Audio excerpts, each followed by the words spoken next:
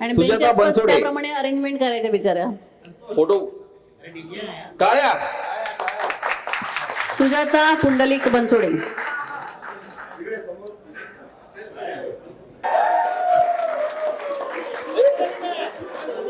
नाही पण ती पाया पडू शकते कारण तिचं वय 1 वर्षांनी कमी आहे. असं तिने मला सांगायला सांगितलंय.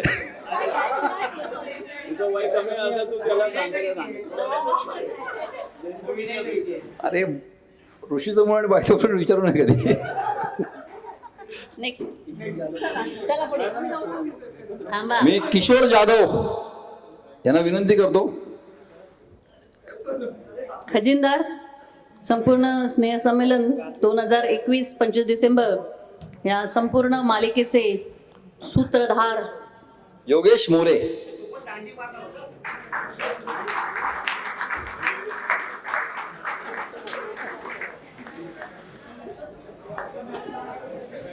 विनय विनय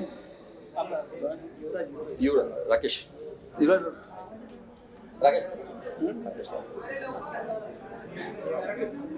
राकेश शिगवण.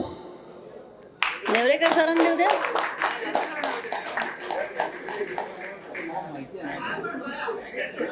नियोजन करत असताना विनयच्या आणि आपल्याच काही मित्रांच्या डोक्यातून एक कल्पना आली की आपल्या शाळेमध्ये काही गरीब विद्यार्थी आहेत किंवा गरजू विद्यार्थी आहेत, तर त्यांना आपण मदत म्हणून काहीतरी शालेय उपयोगी वस्तू द्यायच्या. त्याच्यानंतर त्याच्यावर एक बराच खल झाला आणि नंतर मग असं ठरवण्यात आलं की एक कॉमन त्या मुलांना सगळ्यांना एकत्रितपणे आपण एक त्यांना शाळेच्या ज्या पुस्तकं वह्या किंवा बॅग अशा आपण त्यांना एक भेट स्वरूप म्हणून आपण त्यांना देणार आहोत. तर त्यासाठी मी युवराज चव्हाण यांना विनंती करतो की त्यांनी वळंजू मॅडमला शिवाजी विद्यालयाच्या या 1992च्या बॅचतर्फे हे साहित्य वाटप करावं.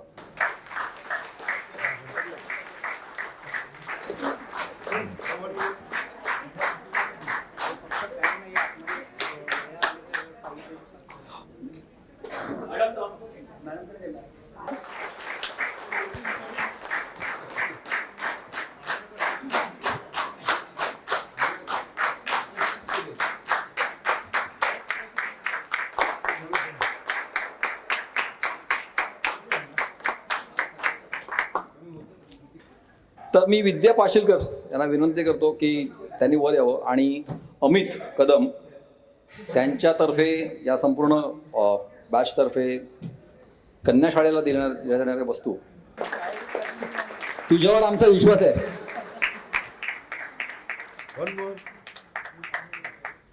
आठवणी त्याच्यानंतर म्हणजे इथपर्यंत की कुठल्या घटनेच्या वेळेला कुठल्या बाई कुठे उभ्या होत्या आणि कुठला मुलगा कसा बघत होता हे पण विनय सांगू शकतो. त्यामुळे त्याचं जे काय मनोगत असेल ते तुम्हाला खरंच म्हणजे तुम्ही ज्यांच्या आठवणी नसतील त्यांना पण त्या सगळ्या आठवणी परत येतील याची खात्री मी तुम्हाला देतो. विनय.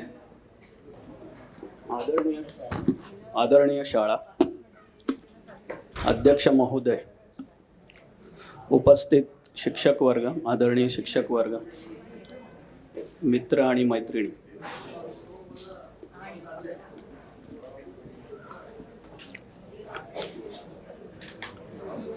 तर मी काही असं म्हणता येईल की गनिमी काव्य केलंय. गनिमी काव्य म्हणजे ते वाटतं गद्यासारखं पण ते पद्य आहे.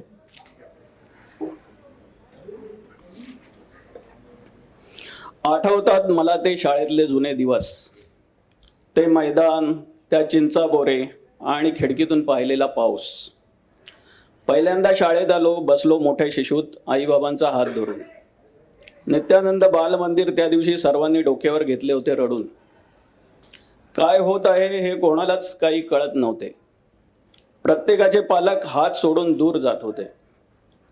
प्रत्येक बाईंचा बालमंदिरातला विभाग वेगळा, शिकवण्याची पद्धत वेगळी.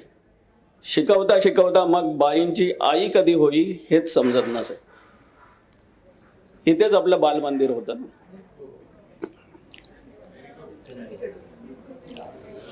हळूहळू समजू लागले की बाई म्हणजेच शाळेतले पालक. मग मन रमत गेले, नवनवीन सवंगडी भेटत गेले. मधल्या सुट्टीतले वदनी कवळ घेता मग अंगवळणी पडले आणि आवारातल्या घसरगुंडीशी मग नित्याचेच नाते जडले. बाहेर घसरगुंडी वगैरे होती आपल्या इथे. एक दिवस पुढची पायरी चढलो. 13 जून 1982 ला पहिलीत गेलो. वेगळा गणवेश घालून मग वर्गामध्ये बाकावर बसू लागलो. पाटीची जागा दुहेरी ओळींच्या वयांनी घेतली आणि गणिताची चौकडीची वही आकर्षक वाटू लागली. चौकडीची वही होती आपल्याला. शाळेच्या पहिल्या दिवशी वया पुस्तकांची यादी मिळाली आणि ते सामान घेण्यासाठी दुकानात झुंबड उडालेली आठवते मला. अजूनही आठवतात ते भारती आणि छान छान गोष्टीतले धडे. कधी दिसतो जगन फणस आणताना तर कधी दिसते देवी लाकूड तोडायला कुऱ्हाड देताना. पक्ष्यांची पिसे चिकटवलेली आठवते ती छंद वही. आगबोट नांगरबोट चिकटवलेली हस्तव्यवसायाची वही. जुगलबाई होते आपल्याला. गायनाची वही असे 100 पानी ज्यामध्ये लिहित असू आम्ही आनंदी बडबड गीते. पेटीच्या तालावर बाई शिकवत असत गाणी आणि मध्ये मध्ये ताल धरून नाचत असू आम्ही. सुमनबाई होत्या, गाणं लिहून द्यायच्या त्या आपल्याला आणि त्या बेंचच्या मधल्या जागेत येऊन आपण नाचायचो तिथे. चित्र चिकटवून निबंध लिहिण्याची वेगळीच गोडी. लिहिलेला निबंध वर्गात वाचताना मात्र अंगातली जिरे खोडी. शाळेचा पहिला दिवस आणि ते पावसाचं वर्णन वगैरे ते लिहून आणायला सांगायचे आपल्याला. दर शनिवारची चाचणी परीक्षा आणि दिवाळीच्या सुट्टीतला व्यवसाय. हा व्यवसाय मी कधीच नाही सोडवला, आईच सोडवायच्या आवडीने म्हणते. विहार पवई, आरे दूध डेअरीतली सहल, शाळेचे वार्षिक स्नेहसंमेलन, बाजारहाट सारेच न्यारे आणि मजेशीर. शेवटचं वर्ष होतं आमचं 9वीत. कोळी नृत्य बसवलेले आणि संदीप दुराफे नावाचा मित्र होता. तो स्टेप चुकला आणि त्याच्या पुढच्या सगळ्या स्टेप चुकीच्या झाल्या. त्याचा जोडीदार शशिकांत सांगळे होता. दोघांची स्टेजवर तिथेच मारामारी झाली.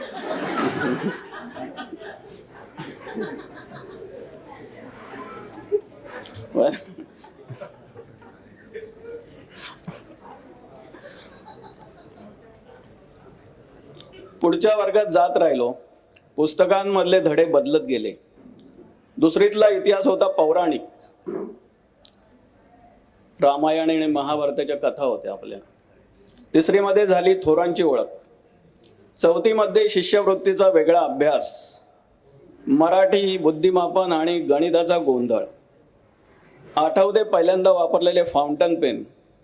स्कॉलरशिपला फाउंटन पेन होता आणि शाळा सुटल्यानंतरचा शिष्यवृत्तीचा वर्ग. प्राथमिक सोडून मग गेलो हायस्कूलमध्ये. तेथे झाली ओळख इंग्रजी आणि हिंदी विषयांची. गोपाल आणि सीताने इंग्रजीची रंगत वाढवली आणि शेख चिल्ली जिस डाली पर बैठा था उसी को काट रहा था हे वाचून हसू आवरेनासे झाले. बालकवी कुसुमाग्रज, बहिणाबाई चौधरी, वाराकांत, सुरेश भट, नारायण सुर्वे, पु ल देशपांडे, चिवी जोशी, नासी फडके, शंकर पाटील अशा कवी आणि लेखकांनी मराठी विषय समृद्ध केला होता. त्याचवेळी शहाड, टिटवाळा, लोहगड, कार्लेबाजा, बोरिवली नॅशनल पार्क सारखे सहलींची धमाल आणि लोकमान्य टिळकांच्या पुण्यतिथीची तयारी तसेच निवडणुकीची धामधूम सुरू झाली. पटांगणातला प्रजासत्ताक दिन, लेझिमचा सराव आणि RSPची कवायत सगळीच असे मजा.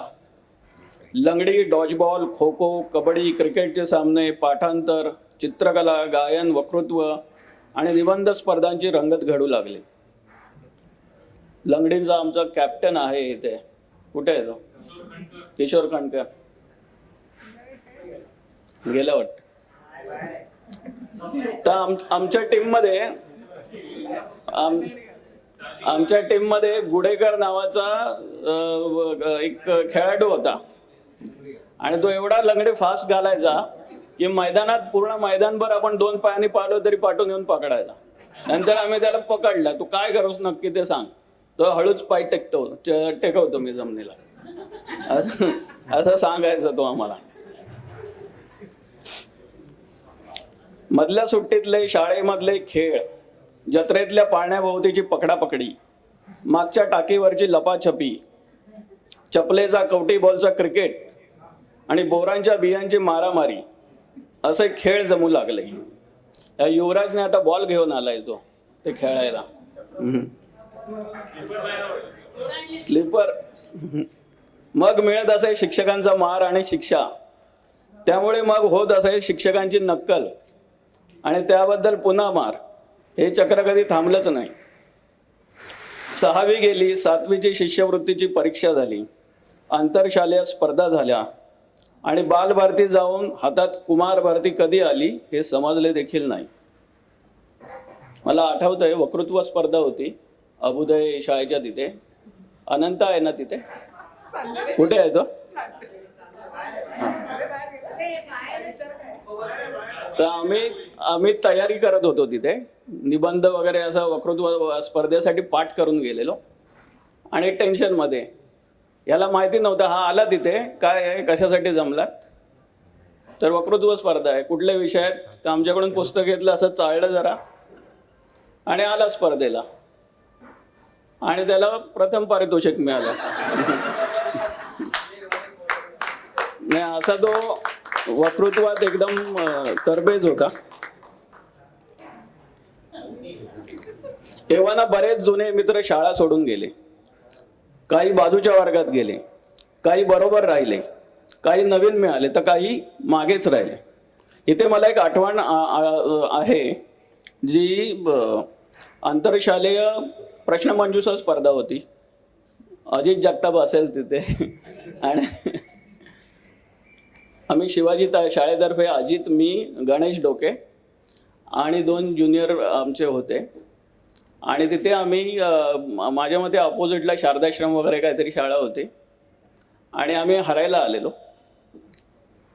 आणि तिथे प्रश्न विचारला, भावार्थ रामायण कोणी लिहिले?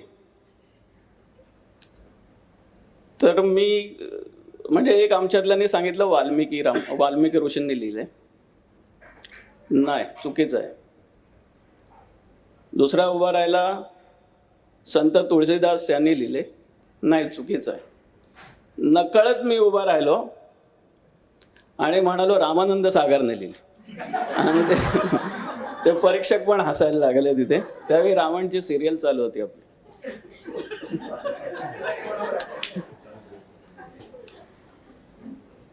सामान्य विज्ञानापासून वेगळे होऊन जीव भौतिक रसायन यांनी वेगळा घरोबा थाटला. बीजगणितापासून भूमितीने फारकत घेतली आणि हिंदीची जुळी बहीण संस्कृतची नव्याने ओळख झाली. प्रयोगशाळेतले प्रयोग, विज्ञान प्रदर्शन, कार्यानुभवाचा विषय सर्वच नवीन वाटत होते. दिवस भरभर निघून जात होते. शेवटी सर्व मौज संपली आणि 10वी नावाचे भयाण वर्ष सुरू झाले. आता फारसे कोणी मित्र भेटत नसत, कारण सर्वजण घरी राहूनच अभ्यास करत असत. सराव परीक्षा झाली आणि शाळेच्या सँडऑफचा दिवस उजाडला.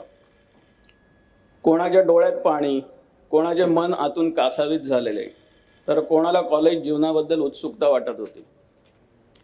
शाळेत पहिल्यांदा दाखल होण्यापासून ते शाळेतून दाखला काढण्यापर्यंतचे दिवस पाखरासारखे भुरकन उडून गेले. मागे उरल्या फक्त आठवणी. तरीही आताही माझ्या डोळ्यासमोर येतात तेच शाळेतले जुने दिवस, तेच मैदान, त्याच चिंचाबोरे आणि तोच खिडकीतून पाहिलेला पाऊस, तोच खिडकीतून पाहिलेला पाऊस, तोच खिडकीतून पाहिलेला पाऊस.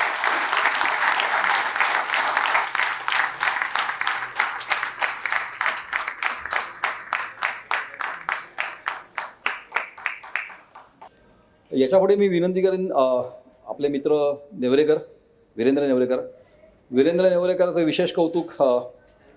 तो माझ्या मते ह्या संपूर्ण सभागृहामध्ये उपस्थित असलेला एकमेव शिक्षक आहे.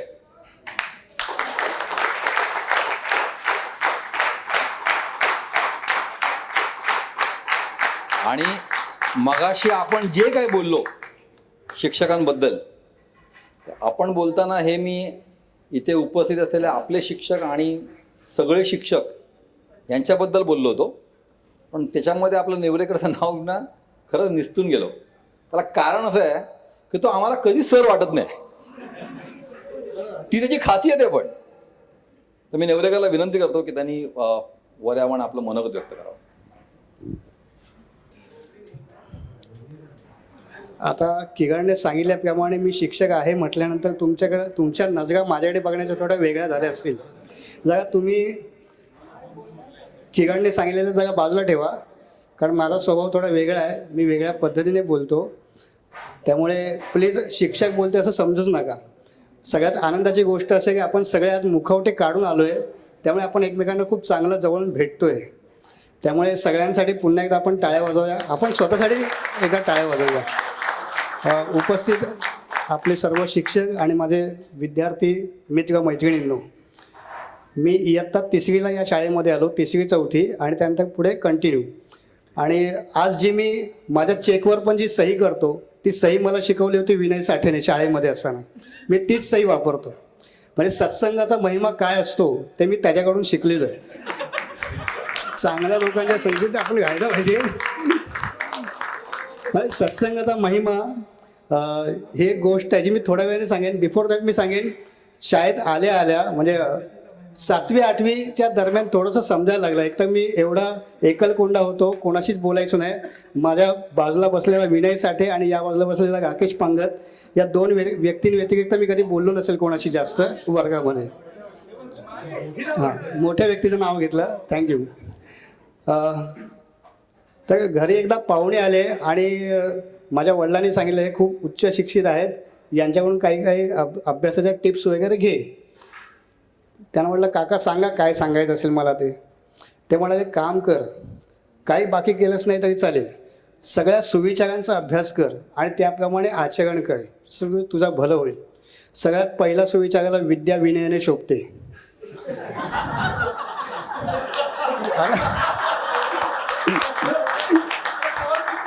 हा 2 विद्या आहेत, त्या सोडून त्याला जी विद्या प्रसन्न झालेली आहे. म्हटलं अरे विनय एवढा ब्रिलियंट आहे आणि आपल्याला तर नका एवढी पण त्याचे म्हणजे सर नाही आहे आणि आपण कुठेच नाही आहोत, तर विद्या आपल्याला नाहीच मिळणार. म्हणजे या विद्याविषयी बोलतो मी. मग म्हटलं आपण दुसरा सुविचार बघूया.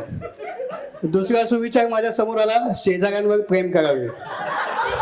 आणि मग अयशस्वी प्रयत्न केला शेजारच्या मुलीवर प्रेम करण्याचा. आणि असे सुविचार आले, पण नंतर कळलं की शिक्षकांनी पण आपल्याला सांगितलं सुविचार अभ्यासा, पण त्याच्या मागची भूमिका पण लक्षात घ्या. खोलवरचा जो विचार असतो तो बघा आणि मग त्या सुविचाराप्रमाणे आचरण करा. कारण आपण फक्त शब्दशः एखादा गोष्टीचा अर्थ घेतला तर मग ते वेगळ्या पद्धतीने सगळं जाणार, जे जसं आता झालं तसं. आता ॲव्हरेज स्टुडंट, मी तर ॲव्हरेज स्टुडंट होतो. म्हणजे आता मला सांगावं लागतं, म्हणजे मी सगळ्यात प्रथम सगळ्या मित्रांची माफी मागतो, कारण मी कोणाला ओळखत नाही आहे. काही ठराविक मित्रांना मी ओळखतो, म्हणजे ते बऱ्यापैकी स्मरणात राहिलेलं आहे. विनय एवढी काय स्मरणशक्ती आपली दांडगी नाही आहे, पण जी काय आहे त्याच्यामध्ये थोडीशी लक्षात राहिलेली आहे. आणि बरेच जण मला ओळखतात, ते मला सांगतात अरे मी तुला ओळखतो, तर मी त्यांना ओळखू शकलो नाही, त्यामुळे मी माफी मागतो. पण आता आपली हळूहळू ओळख होईल. हे म्हणजे आजचा आलेल्याचा कार्यक्रम असाच वाटत होता मला, जसं जणू काही मी लग्नाला उभं आहे आणि ओळख करून देतात पण आपल्या लक्षात राहत नाहीत शेवटपर्यंत. तसा तो सगळा सकाळचा माहोल होता. तर शालेय जीवनामध्ये आणि महाविद्यालयीन जीवनामध्ये मी ॲव्हरेज स्टुडंट होतो. शिक्षकांना म्हणजे आलेल्या शिक्षकांना आपल्याला ओळख आपली सांगताना, बऱ्याच वर्षानंतर शाळेमध्ये आल्यानंतर शिक्षकांना सांगताना शिक्षक पहिले विचारतात तुझी बॅच कुठली, कोणाच्या बॅचला तू होतास. मग सांगायचं विनय साठे, राकेश पांगत, शैलेंद्र हिरलेकर, अशा हुशार मुलांची नावं सांगितली की मग हां ओके तू त्या बॅचचा का, ठीक आहे. आणि आणखी ओळख जर सांगायची झाली तर एकदम लास्ट बेंचवर बसणारे किंवा मस्ती करणारे किंवा फेमस असलेले मार खाणारे विद्यार्थी, त्यांची नावं सांगितली की शिक्षक आपल्याला ओळखतात. म्हणजे ॲव्हरेज स्टुडंट आपण असे असतो की आपल्याला ओळख सांगावी लागते, बरोबर ना. आणि हा ॲव्हरेज असल्याचा म्हणजे पुढे इतका गेलेला आहे की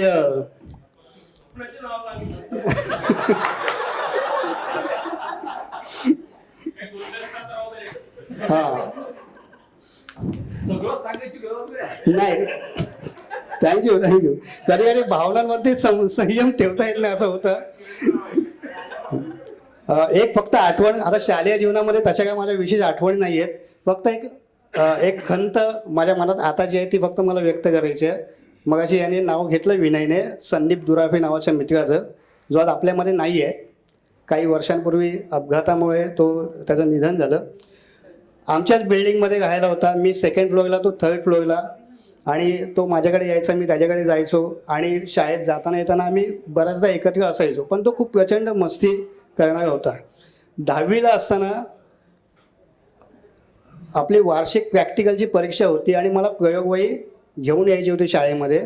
सकाळी तो माझ्याकडे आला आणि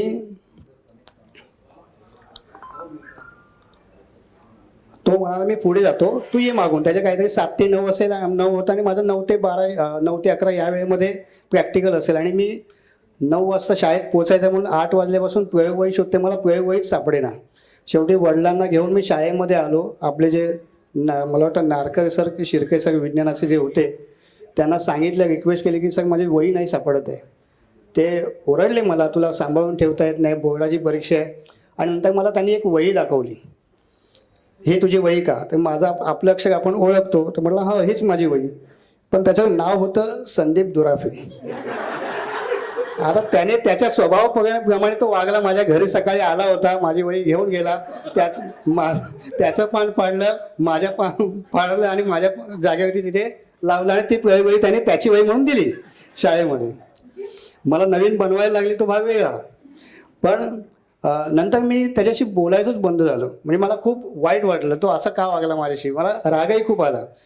पण हळूहळू मोठा होत गेलो त्यावेळेला वाटलं आपण अतिशय क्षुल्लक गोष्टीसाठी आपण त्याच्याशी अबोला धरलेलं आहे, हे फार चुकीचं आहे.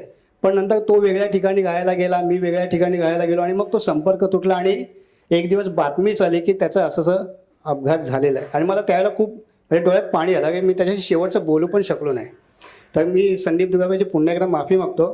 कारण लहानपणीच्या गोष्टी असतात, आपल्याकडून काय छोट्या मोठ्या चुका होतात, तो बालिशपणा असतो, आपण ते सोडून द्यायला पाहिजे. ते मला देता आलं नाही त्या काळामध्ये. पण आता मी त्या गोष्टीची काळजी घेतो की एखाद्या वस्तूमुळे किंवा एखाद्या गोष्टीमुळे आपण एखाद्याशी मैत्री तोडू नये किंवा अबोला धरू नये. आपण ते नातं कंटिन्यू कसं ठेवता येईल त्याचा प्रयत्न करावा.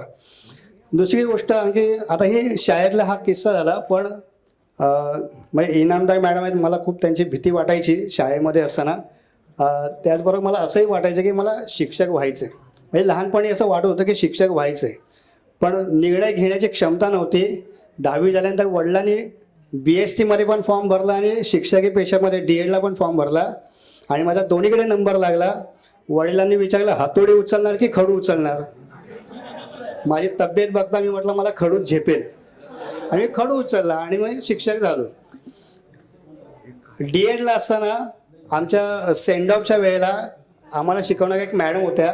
त्या मॅडम एवढ्या कडक होत्या की संस्था चालकांपासून सगळ्या शिक्षकांपर्यंत त्यांचं वैर होतं. त्यांच्याशी बोलायला सगळे घाबरायचे, एवढे भांडणाऱ्या त्या मॅडम होत्या, म्हणजे रागिष्ट होत्या.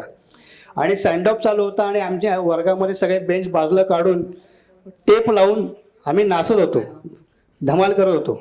आणि मी नाचण्यामध्ये एवढा दंग झालो की मला काय आठवेच ना. आणि अचानक टेप बंद झाला. मला टेप का बंद केला, मला नाचायचं आहे. आणि मागे वळून बघितलं, सगळे शांत आहेत मुलं. म्हटलं काय झालं, बघतो ते त्या मॅडम आलेल्या आहे. आता त्या मॅडमच्या समोर बोलायची कोणाची भिशातच नाही. एवढ्या जबरदस्त म्हणजे सँड ऑफच्या वेळेला सुद्धा सगळे घाबरले. आता काय होईल माहीत नाही.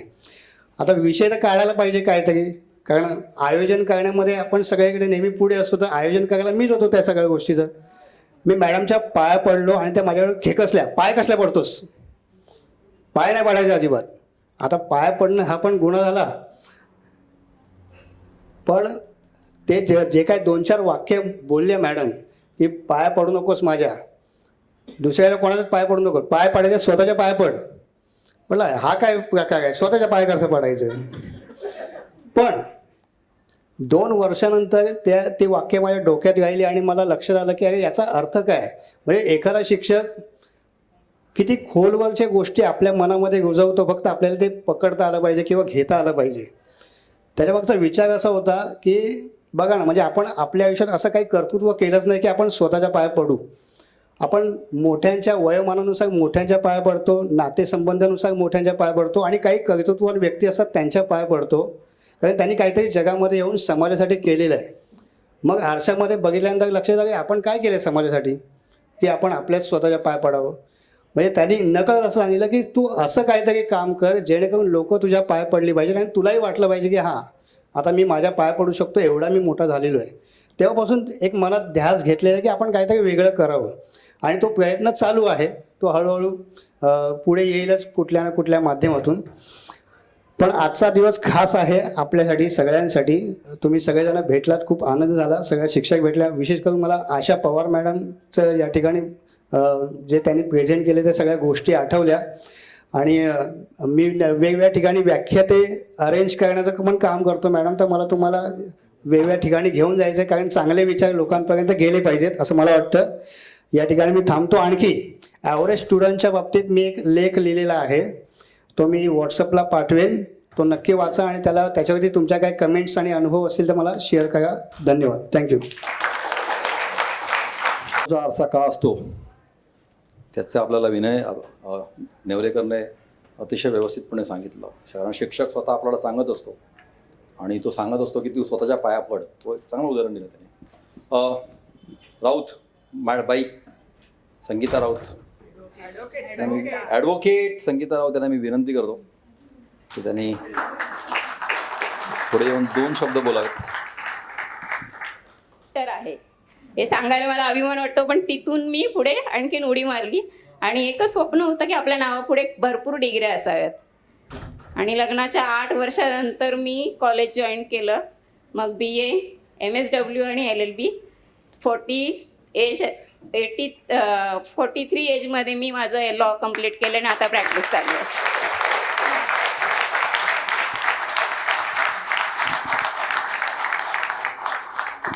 आणि शाळेच्या आठवणी म्हटलं तर ह्यांनी सांगितल्याप्रमाणेच म्हणजे त्या कोपऱ्यामध्ये बसायचं, तिकडे बालवाडीचा वर्ग असायचा. त्याच्यानंतर हळूहळू जसं पुढे जात गेलो आणि एक आठवण येते की म्हणजे शाळेच्या मधल्या सुट्टीमध्ये बोरं खायची आणि त्या बिया याच्यामध्ये टाकायच्या, वरांड्यामध्ये सुकायच्या आणि त्याच्यावरून ते दिवाळीचे जे शूज असायचे सरकायचं. आणि एकदा एकमेकांना धक्का लागून पडलो, बागवे खाली, तिच्यावर आम्ही सर्व. बागवेचा अर्धा दात तुटला होता, पण तेव्हापासून आम्ही खेळायचं सोडून दिलं. अशा बऱ्याचशा आठवणी शाळेतल्या भरपूर. परत अभ्यासिके तिथे आलो का की ते कोणाचं तरी लग्न असलं का आम्ही जाता जाता इथून आईस्क्रीम खाऊन जायचं, कारण कोण विचारायचं नाही की तुम्ही मुलाकडच्यात का मुलीकडचे, आम्ही कोणीतरी पाहुणेच आहोत. म्हणजे ते दिवस कसं खूप काही श्रीमंती नव्हती कोणाच्या घरी, सगळे मिडल क्लासच होते, पण खूप आनंदाचे दिवस होते. आता पैसा असून सुद्धा ते सुख आपल्याला विकत घेता येत नाही, तो आनंद आपल्याकडे नाही आता. म्हणजे आपली मुलं सुद्धा तो अनुभवू शकत नाहीत.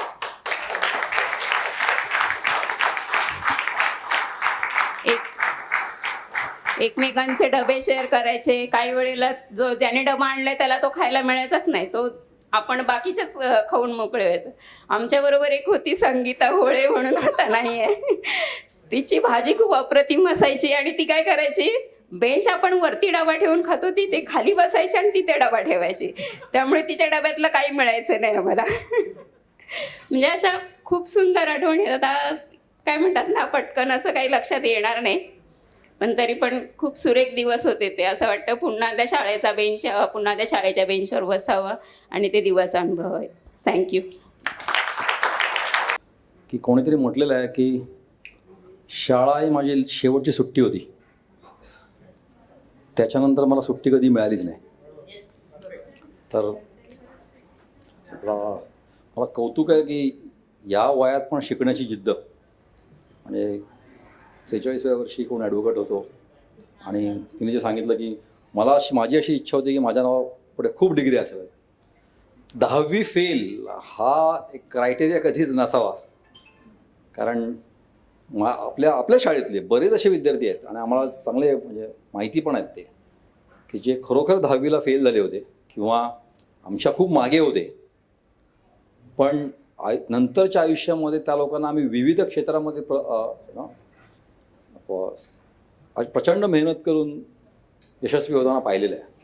म्हणजे आमचा एक मित्र आहे, तो मेकअप आर्टिस्ट आहे आणि फिल्म इंडस्ट्रीमध्ये फार मोठ्या मोठ्या लोकांना तो मेकअप करतो, दिनेश. तर म्हणजे बाकी त्याचं एव्हरेज स्टुडंट, आता हा जो टॉपिक आला त्याच्यावरून सांगतोय की तो खरंच आम्ही म्हणजे ते कौतुकास्पद गोष्ट असते. आपण म्हणतो की एकतर तुम्ही खूप शिका किंवा खूप शिकू नका, पण एव्हरेज असणं त्यात पण एक ना सौंदर्यच असतं. मी आपण सगळे इकडे आहोत आणि काही लोक शाळेच्या ओढीने, काही लोक मित्रांच्या ओढीने किंवा मैत्रिणींच्या ओढीने, काही मैत्रिणींच्या ओढीने पण आले असतील. आपण असं होऊ शकतं. अरे कौतुकाची बाब आहे. नाव नाही, मी नावं घेणार नाही. आपल्या शाळेमध्ये अशी फार कमी, म्हणजे आपल्या बॅचमध्ये तरी अशी फार कमी उदाहरणं आहेत की मुलाचं मुलीबरोबर असं लग्न वगैरे झालेलं आहे. 1-2 उदाहरणं असतील, एक दोन असेल. कोण कदम, सुनील कदमनेच एक लग्न झालेलं आहे मुलीबरोबर, आपल्याच बॅचच्या मुलीबरोबर. बाकी मला फार कमी आहेत. पण आपल्या शाळेमध्ये मुलाचं मुलाबरोबर आणि मुलीचं मुलीबरोबर लग्नाला एकही उदाहरण नाही आहे. ते नशीब आहे आपलं. म्हणजे बाई म्हणाला की ते अजून आपली पिढी तेवढी पुढारलेली नाही आहे. त्यामुळे तर सगळे जसे आपण इकडे जमा झालो, तसेच आपले काही मित्र किंवा मैत्रिणी आहेत जे आज मुंबईमध्ये किंवा भारतामध्ये नाही आहेत, ते बाहेर आहेत. तर असेच काही आपले मित्र आपल्याला काय म्हणतात त्याला, ते दूर देशावरून इकडे भेटायला येत आहेत आणि आपलं मनोगत व्यक्त करत आहेत. तर मी विनयला विनंती करतो की ऑनलाईन. हॅलो, नमस्ते. मॅडम, मी सीमा कदम, विद्यार्थिनी कन्या शाळा. आज मला खरं तर शब्द सापडत नाही काय बोलायचं ते. इतक्या वर्षांनी सगळ्यांना असं एकत्र बघून खूप बरं वाटतंय आणि थोडं मला खूप आनंदही होतोय की व्हर्च्युअली का मला तुम्हाला सगळ्यांना भेटू शकले, पण दुःखही होतंय की मी येऊ नाही शकले. I am so sorry. माझी खूप इच्छा होती याची, तिकीटही माझं बुक होतं, पण ऐन वेळेला मी नाही येऊ शकले. I am so sorry. आणि पण मला खरंच खूप आनंद होतो या सगळ्या मित्रांनी मिळून, मैत्रिणींनी मिळून आज हा जो सुंदर संगम मिळून आणला इकडे, आणि मला त्याचा पाठ होता येत नाही याचं दुःख मला जास्त आहे. मनोगत व्यक्त करताना मी हा विचार करते की मनोगत ज्यांच्या समोर व्यक्त होतं, ज्यांच्यावर आपण ओपन होत नाही. ऍक्च्युली मनोगत व्यक्त करणारे व्यक्ती जे माझ्या समोर आहेत त्यांच्या सगळ्यांशी मी एवढी ओपन होते लहानपणापासून. त्यामुळे आता जेव्हा बोलायची वेळ आली तेव्हाच मला शब्द सापडत नाहीये. मला असं वाटतं की एखाद्या व्यक्तीचं व्यक्तिमत्व जे असतं ते घडवण्यामध्ये त्याच्या आईवडिलांचा आधार असतो, पण त्याच्याहूनही जास्त त्याच्या शिक्षकांचा आणि मित्रमैत्रिणींचा खूप सहभाग असतो. आणि आज मी ज्या ठिकाणी उभी आहे, स्वतःच्या पायावर उभी आहे, जे काही मी माझं करिअर केलं, इनफॅक्ट आम्ही सगळ्यांनी, जे सगळ्या मी इथे बसले आहोत त्यांनी आपापल्या क्षेत्रामध्ये जी काही शिखरं गाठली आहेत त्या सगळ्याचं श्रेय माझ्या मते आमच्या सगळ्या गुरुजनांनाच जातं. याबद्दल आम्ही सगळे एकमतच असतो. आणि मला आज आता जुन्या आठवणी अशा भरभरून येत आहेत. मला भेटता येऊ शकत नाही तुम्हाला, पण आमचे कुलकर्णी सर म्हणायचे इंग्लिशचे, समथिंग इज बेटर दॅन अजिबात नथिंग. सो बेटर की मी तुम्हाला एकदा बघू तरी शकते इथून लांबून. आणि टिळक मॅडम मला इथून दिसत आहेत. नमस्ते मॅडम. तुम्ही शिकवलेलं इंग्लिशचं ग्रामर अजूनही माझ्या मुलाला मी शिकवते. आणि गव्हाणे सरांचं ट्रिग्नोमेट्री, त्यांचं कॉन्ग्रुएन्स, म्हणजे माझं बेसिक एवढं क्लिअर केलं त्यांनी की माझ्या मुलाला सुद्धा मी त्याच गोष्टी शिकवते अजूनही. एवढ्या वर्षाच्या गॅप मधून सुद्धा शिक्षण पद्धती कितीही बदलली तरी आमच्या शिक्षकांनी शिकवतानाच आम्हाला नेहमी योग्य वाटत आलंय आणि याच्या पुढे तर तसाच राहील. आणि मालवणकर मॅडम आल्यात का? नाही दिसत मला. मालवणकर मॅडमनी जे सायन्सचे धडे दिले ते आतापर्यंत आयुष्यभर उपयोगी पडले मला अक्षरशः. आणि आशा पवार मॅडम दिसत आहेत मला. आशा पवार मॅडम म्हणजे माझं अगदी आयडियल होतं. त्या कशा चालतात तसंच मला चालायचंय, त्या जसं राहतात तसंच मला झालं. अजूनही मी तशीच चालते मॅडम, लिटरली आयडियल. आणि एकदम म्हणजे मॉडेल मला असं व्हायचं, मला आशा पवार मॅडम सगळं व्हायचं याच्यामध्ये लहानपणापासून ते डोक्यामध्ये असं घट्ट असलेलं. आणि डोलम मॅडम दिसतात मला, तळवळकर मॅडम. नमस्ते मॅडम, कशा आहात? तुमचं तर आमच्या पूर्ण फॅमिलीवरती उपकार आहेत. माझ्या भावापासून बहिणी सगळ्यांपर्यंत तुमचे आशीर्वाद पोचलेत. खरंच खूप आभारी तुमची मी. आणि आज आता इथे या क्षणी खरंच पुन्हा पुन्हा मी तेच वाक्य म्हणून शब्द नाहीत माझ्याकडे, माझ्या भावना फार उच्च मिळून आलेल्या आहेत. मला शाळेतून गेल्यानंतर मी माझं शिक्षण पुढे कॉलेजमध्ये गेलं. मला खूप अडचणी पण आल्या. सगळेजण चिडवायचे वर्नाक्युलर मीडियम, यांना काय इंग्लिश येतं वगैरे वगैरे वगैरे. पण त्या सगळ्यांना सामोरं जाऊन त्या जिद्दीने आपलं शिक्षण पूर्ण करण्याची जी हिंमत मिळाली ती मला माझ्या शाळेकडून मिळाली. कारण त्यांनी जर माझं ग्रासरूट लेवलवरती व्यक्तिमत्व नसतं घडवलं तर मी त्या सगळ्याला सामोरे जाऊ शकले नसते. आज माझ्या करिअरच्या निमित्ताने मी पूर्ण जग फिरले, बऱ्याच लोकांना भेटले, बरेच कठीण प्रसंग आले, बोलताना शब्द सुचत नव्हते, पण तो जो कॉन्फिडन्स होता की नाही माझ्या शाळेचं नाव मला खराब होऊ द्यायचं नाही, तो मला नेहमीच साथ देत गेला. आणि मी आज लिटरली माझ्या आयुष्यामध्ये सक्सेसफुल झाले ते माझ्या गुरुजनांमुळे. आज या ठिकाणी मी सगळ्यांचे आभार व्यक्त करू इच्छिते की मला ही संधी मिळाली की मी तुम्हा सगळ्यांना भेटू शकले आणि व्हर्च्युअली कमी ना. आणि मैत्रिणी माझ्या सगळ्या दोन्ही विद्या त्यांनी खूप प्रयत्न केले या मीटिंगसाठी मुलींना खिचून आणायचे. तर खरंच खूप आभारी आहे दोन्ही विद्या. आणि माझे वर्गमित्र संतोष, विनय, किशोर आणि बाकी ज्यांची नाव मी विसरले असेल तर आय एम सो सॉरी. पण आज हा तुमचा जो जुळून आणला त्यासाठी पुन्हा मनपूर्वक तुम्ही सगळ्यांचे आभार. आणि पुन्हा जर संधी मिळाली कधी मला तर मी नक्की नक्की नक्की सगळ्यांना भेटायला जरूर येईन, काही कोरोना असो वा नसो. कारण आता मला जाणं ते यायला पाहिजे होतं कोरोनाला न घाबरता.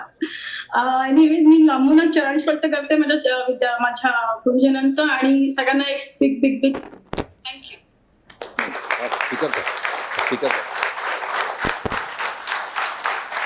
हा नमस्कार. मिस केलं आमच्या इंडिया मला यायला देत नाही. इंडियाच्या रेस्ट्रिक्शनमुळे मला येता आलं नाही. त्याची सगळी प्लॅनिंग केलेली होती यायची आज, but unfortunately 7 days quarantine lockdown, त्यामुळे मला लास्ट मोमेंटला कॅन्सल करावं लागलं. So I am missing. Hope next time मला इथं येईल.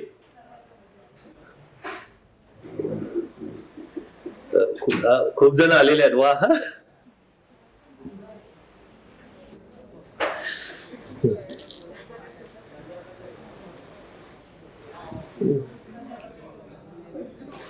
शाळेच्या जुन्या आठवणी वगैरे खूप खूप मिस करायला होत आहेत.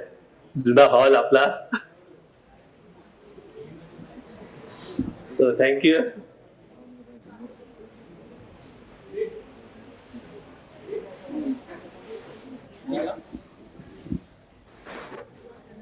ज्यांनी बाहेरच्या देशात आपल्यासाठी काही व्हिडिओ पाठवलेले आहेत, तर एवी प्लीज. की मी आज या इव्हेंटमध्ये तुमच्याबरोबर नाही आहे, परंतु कमीत कमी या व्हिडिओ मार्फत मी तुमच्याशी बोलतोय. हेही नसे थोडके. या इव्हेंटमध्ये हा इव्हेंट घडून आणण्यासाठी ज्या माझ्या मित्रांनी पुढाकार घेतला आणि तो प्रत्यक्षात घडून आणला, खरं तर त्यांचं मानाव तेवढे आभार कमी आहेत. 1992 आणि 93ला 10वी झाल्यानंतर माझ्या वडिलांची ट्रान्सफर ठाण्याला झाली आणि खरं तर त्यापुढे इंजिनिअरिंग करायला हॉस्टेलमध्ये आणि त्यानंतर पुढे पुण्याला आणि पुढे परदेशात जाण्यासाठी, कामावर जाण्यासाठी जावे लागले. आणि या सर्वांमध्ये शाळेला भेट द्यायचे फार कमी संधी मला मिळाले. त्यामुळे ही संधी दौडायची नव्हती, पण काही कारणामुळे येता आलं नाही. त्यामुळे मी सगळ्यांची क्षमा मागतो. पण पुढील वाटचालीसाठी सर्वांना मनपूर्वक शुभेच्छा. रुपये तिथे 50 मुलींपैकी निदान आज 20 मुलींची तरी हजेरी त्यामुळे म्हणजे लागली आहे. त्यात लीना जोशीला नंतर आम्ही ऍड केलं. म्हणजे प्रत्येकाशी बोलायचो फोनवरून, काय येत नाही, या या या. नंतर एक वेळ अशी आली की जिथे मी फोन करायचे पण बंद केले. आता ज्याला यायचं त्यांना या. यापुढे सुद्धा जे काही कार्यक्रम होतील की वाट नका बघू, बिंदास या, सहभागी व्हा. की सांगायला प्रत्येक वेळेला फोन करून सांगायला म्हणजे लागता कामा नये. जसं आत्ता 20 आलेत तर अपेक्षा आहे जो 92चा पट होता, म्हणजे मी 5वीला असताना माझा 92वा हजेरी क्रमांक होता श्री आडनावामुळे. तर दोन्ही वर्गांचा जो 150-200चा पट आहे, आता 26 जानेवारीला जो कार्यक्रम होईल तर पब्लिसिटी करा आणि तो पट आपल्याला अपेक्षित आहे. तर त्या ह्याच्यानी संख्येने उपस्थिती तुमची राहू देत. आणि कोणालाही म्हणजे असं एक परिस्थिती अशी आली की माझे नंबर सुद्धा ब्लॉक केले गेले. त्यानंतर मला आणि विद्याला मुली टाळायला लागल्या की आता या रियुनियनच्या बद्दल बोलतील म्हणून. तर अशी परिस्थिती येता का म्हणे, जशी मुलांची आज उपस्थिती होती त्या मनाने आपण काहीच नाही आहोत. बोलायलाही म्हणजे अगदी आग्रह करावा लागत होता की या बोला म्हणून. हां बस. मी एक शेवटचंच नाव घेतो. आय थिंक ते नाव घेतल्याशिवाय हा कार्यक्रम पूर्ण होणार नाही. वेदांती, मी तिला स्टेजवर बोलवतोय कारण बाहेर दिसणारा सुंदर रांगोळी तिने अतिशय सकाळी किंवा सकाळी फार लवकर येऊन तिने काढलेली आहे. तर मी बाळा वर ये. आणि मी स्वाती आणि विनय हे दोघांनाही विनंती करतो की त्यांनी येऊन त्याच्यामध्ये तिचा सत्कार करावा.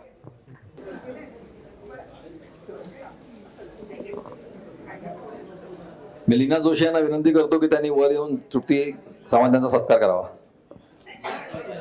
शिक्षकांसाठी आपण नक्कीच टाळ्या वाजवू शकतो. तसं आपण म्हटलं ती एकमेव शिक्षिका आहे आपल्या बॅच मधली. सर्व मित्रांना व माझ्या गुरुजनांना माझा नमस्कार. जवळजवळ 30 वर्षांनी पुन्हा एकदा शाळेत जायचं, सर्वांना भेटायचं, एक शाळेचा पूर्ण दिवस जगायचा ही कल्पनाच मला एक वेगळा आनंद देऊन गेली. परंतु कामानिमित्त परदेशात असल्यामुळे मला यावेळी ते शक्य झालं नाही. पण या कार्यक्रमासाठी ज्यांनी मेहनत घेतली हा कार्यक्रम यशस्वी करण्यासाठी त्यांचे मी आभार मानतो. आणि पुन्हा असा कधी कार्यक्रम झाला तर मी येण्याचा पूर्ण प्रयत्न करेन. हे बोलून मी माझे 2 शब्द संपवतो. वन वे बोलायला थोडस ऑड वाटतंय, पण जेव्हा आपण समोरासमोर भेटू कधी तेव्हा बऱ्याच गप्पा मारू, बरंच बोलू. एनिवेज हे बोलून मी माझे 2 शब्द संपवतो आणि सर्वांना पुढील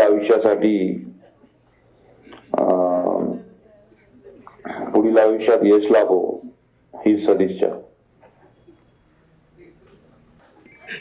युवराज चव्हाण त्यांनी 2 शब्द येऊन बोलावेत अशी माझी विनंती करतो मी त्यांना. प्लीज.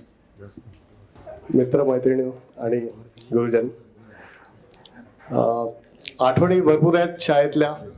आता दिवसभर आपला जो प्रोग्राम चाललाय त्याच्यानंतर हळूहळू त्या सगळ्या आठवत आहेत. मला आठवतात ॲक्च्युली आम्ही फुटबॉल जे खेळायचो ते फुटबॉल न म्हणता छोट्याशा रबरी बॉलनेच फुटबॉल खेळायचो. त्याच्यातला एक प्रसंग असा झाला की फुटबॉल खेळताना आम्ही ते खो खोचे पोल आहेत त्यांच्यामधला आमचा गोल पोस्ट असायचा. आणि खेळता खेळता जो विवेक कदम आज जो एक नामांकित शेफ आहे तो गोल मारायला गेला आणि जाऊन त्या गोल पोस्टवरच आपटल्यानंतर जी आमची धावपळ झाली की म्हणजे काय करायचं सुचत नव्हतं. तो रक्तबंबाळ झाला आणि त्याला कसं घरच्यांना फेस करावं. अक्षरशः आम्ही त्याला अगोदर शाळेत आणलं, शाळेतून त्या डिस्पेन्सरीत नेलं. डिस्पेन्सरी नंतर आम्ही तिथून गायबच झालो कारण त्याच्या घरी काय उत्तर देऊ शकत नव्हतो. आणि जे मित्र त्याच्या घरी गेले त्यांनी तिकडे त्याच्या आई वडिलांच्या ज्या शिव्या खाल्ल्या त्याच्यानंतर आम्ही त्या फुटबॉलला रामराम ठोकला. अशा बऱ्याच आठवणी होत्या. ज्या चिखल्यात आम्ही खेळायचो फुटबॉल आणि त्या पाणपोळीवर ते शर्ट धुवायचो आणि नंतर तसंच घरी निघून जायचो. असो, आज आपण 30 वर्षानंतर एकत्र भेटलो. बराचसा काळ आपण भेटू शकलो नाही. त्याच्यातले काही अवधले त्यांचं गेट टुगेदर झालं, ते लोक भेटले. आता आमची परिस्थिती अशी आली की आम्ही कोणालाच अर्ध्यांना ओळखत नाहीये. पण ही एक उत्तम संधी मिळाली. आजचा एक चांगला दिवस आला, आपण सगळे भेटलो. आणि असेच वर्षानुवर्ष म्हणजे निदान कमीत कमी 2 वर्षातून एकदा तर असा मोठा गेट टुगेदर व्हावा. 26 जानेवारीला तर आपण भेटायचं ठरवलंच आहोत, तर सगळ्यांनी आवर्जून या, आपण भेटू आणि तो एक चांगला दिवस साजरा करू, जेणेकरून सगळ्यांची भेट परत एकदा होईल. जे या कार्यक्रमात येऊ शकले नाहीत त्यांनी त्या दिवशी यावं आणि तो साजरा करावा दिवस. धन्यवाद.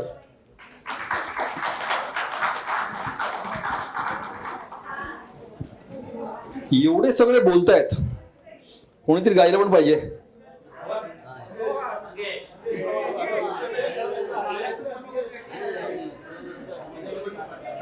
मंगेश पवार.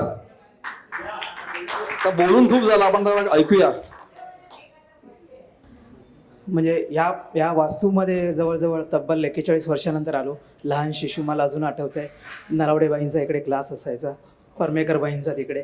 आज तो हॉलमध्ये कन्वर्ट झालेला आहे. तर ऑब्व्हियसली देर इज सम प्रगती आपण म्हणू शकतो. इकडे वाळू होती, चक्र होतं, मला बरंचसं काही आठवतं आहे, कारण विनयनंतर स्ट्रॉंग मेमरी माझीच आहे. आणि मी ॲव्हरेज स्टुडंट अजिबात नव्हतो, मी हुशार होतो. मी 5वा आलो 10वीला शिवाजी विद्यालयामधून. आणि त्यामुळे मी जर किस्से सांगितले तर मला वाटतं संध्याकाळी इकडेच होऊन जाईल.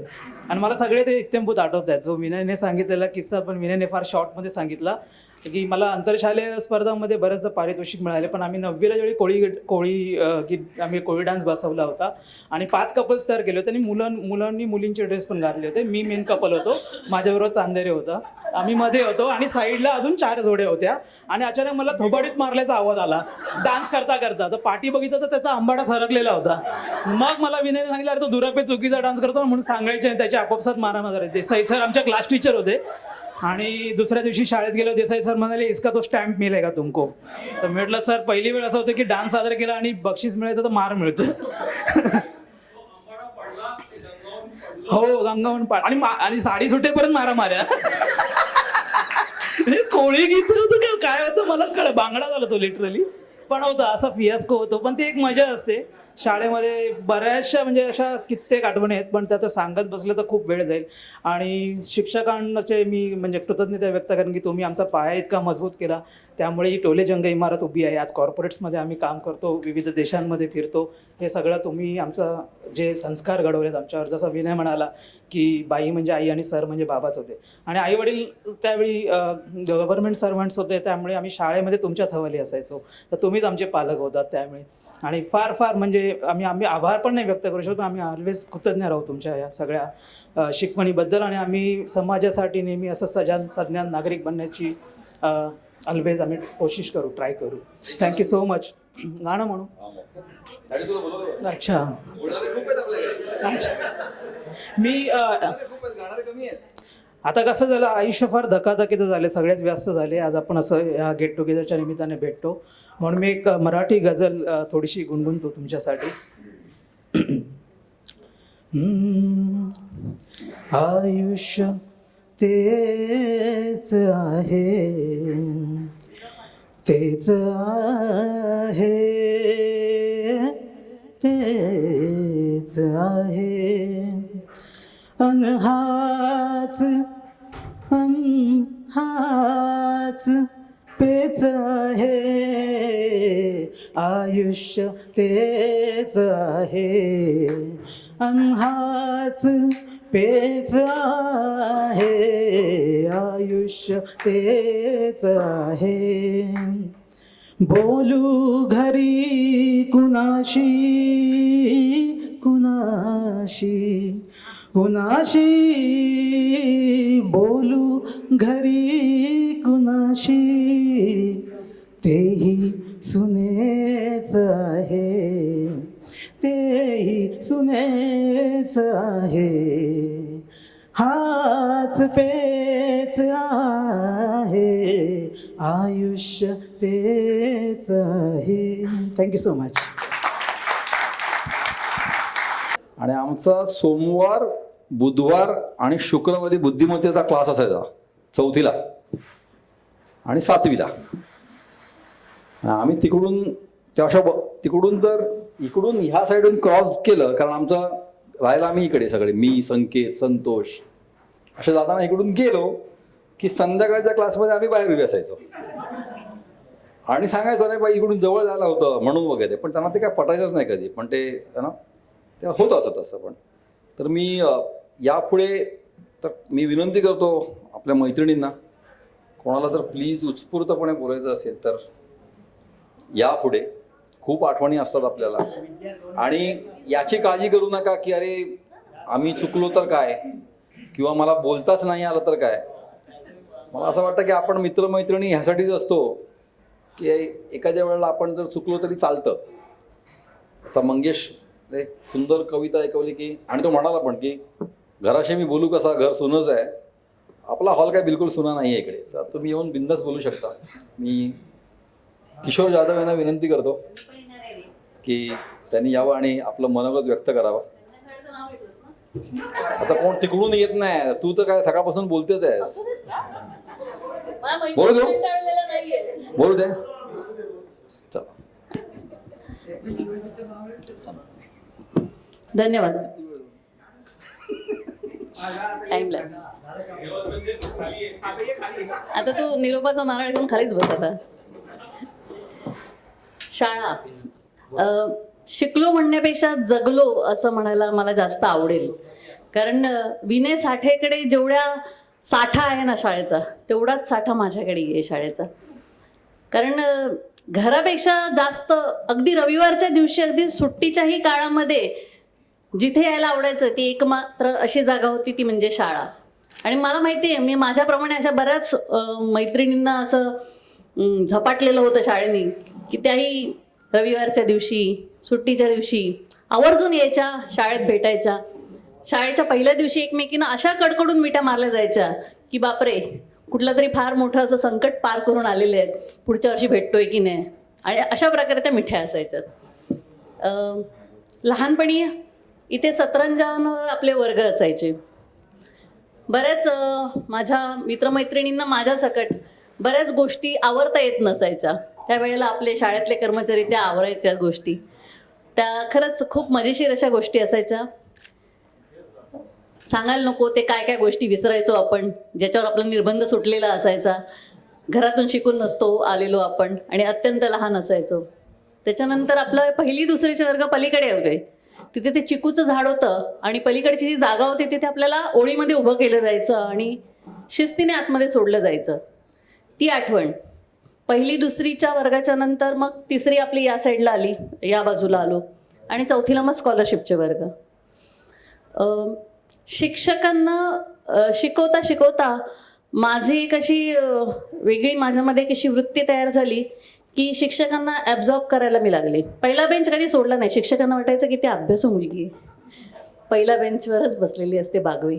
पण ॲक्च्युली बागवेला पहिल्या बेंचवर अभ्यासापेक्षा जास्त शिक्षकांची नक्कल, शिक्षकांना काय ते बोलतायत, कसे बोलतायत हे ऑब्झर्व करायचं, त्यांच्या नकला करायच्या रिकाम्या वेळी. ऑफ पिरियडच्या वेळेला माझ्या खास मैत्रिणींची ही हे असायची, फरमाईश असायची, बागवे चल मालवणकर मॅमची ॲक्टिंग कर, चल हिची ॲक्टिंग कर. अरे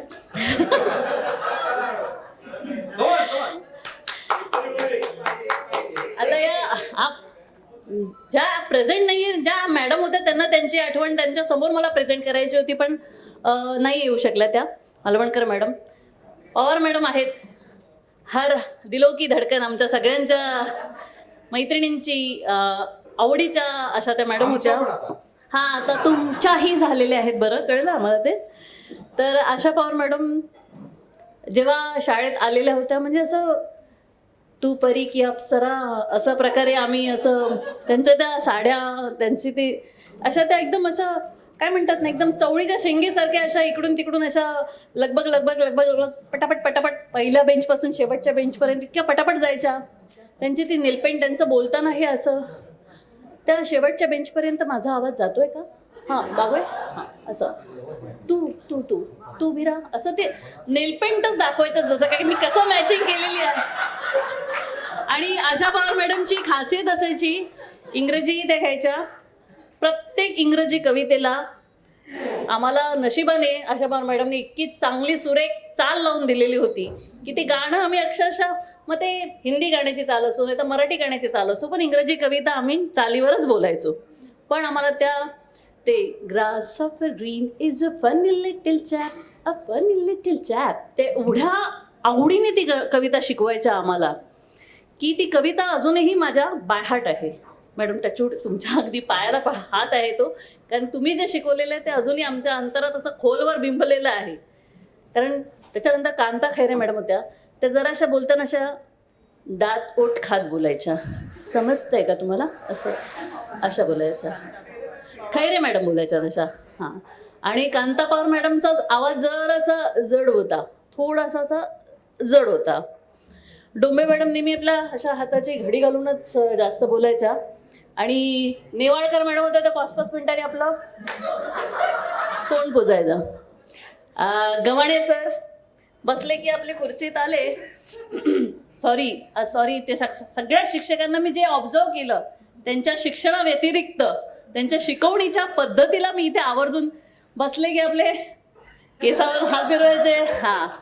आणि बसल्या जागीच असं फळावर असं आहे ए अधिक बी, ते ए ला कधी त्यांनी ए म्हटलं नाही, ते ए अधिक बीच असायचं. त्याच्यानंतर पाटील सर हसताना त्यांचे वरचे दात दिसायचे आणि बोलताना ते खालचे दात दिसायचे.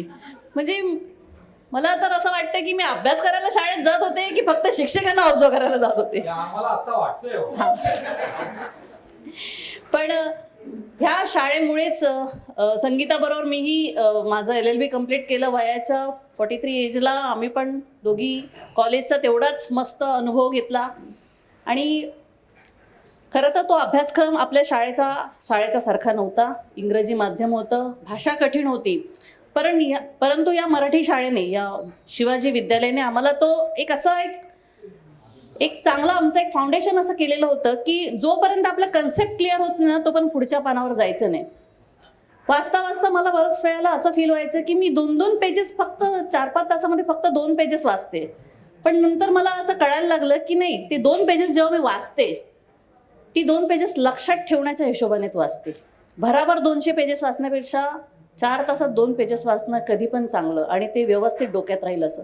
आणि त्याचा उपयोग मला ह्या पुढच्या शिक्षणांमध्ये की जेव्हा मी LLBच्या ॲडमिशनला बाजूच्या बसलेल्या मुलीने मला पहिल्यांदा काकी म्हणाली, म्हटलं बाई मी काकीच्या वयाची जरी झालेली असते पण इथे तू आणि मी विद्यार्थिनी आहोत त्यामुळे मला माझ्या नावाने हाक मार. असं कसं तुमचं वय आता असू दे, तुम्हाला एवढी मोठी मुलगी. म्हटलं असू देत ना, पण इथे आपण विद्यार्थी आहोत, मैत्रिणी आहोत, त्यामुळे मला अरेतोरे केलंच तरी चालेल. तिथे तो फायदा झाला माझ्या शाळेचा. आणि मी खूप अभिमानाने सांगते की आत्ताची जी पिढी आहे जी मोबाईल सॅवी, ते शाळा बघतायत, शाळेतल्या शिक्षकांना फसवतायत. कुठेतरी असतात स्क्रीन, कुठेतरी वरती ठेवलेली असते. शिक्षकांना वाटतं की मुलं शिकतायत पण तसं नसतं.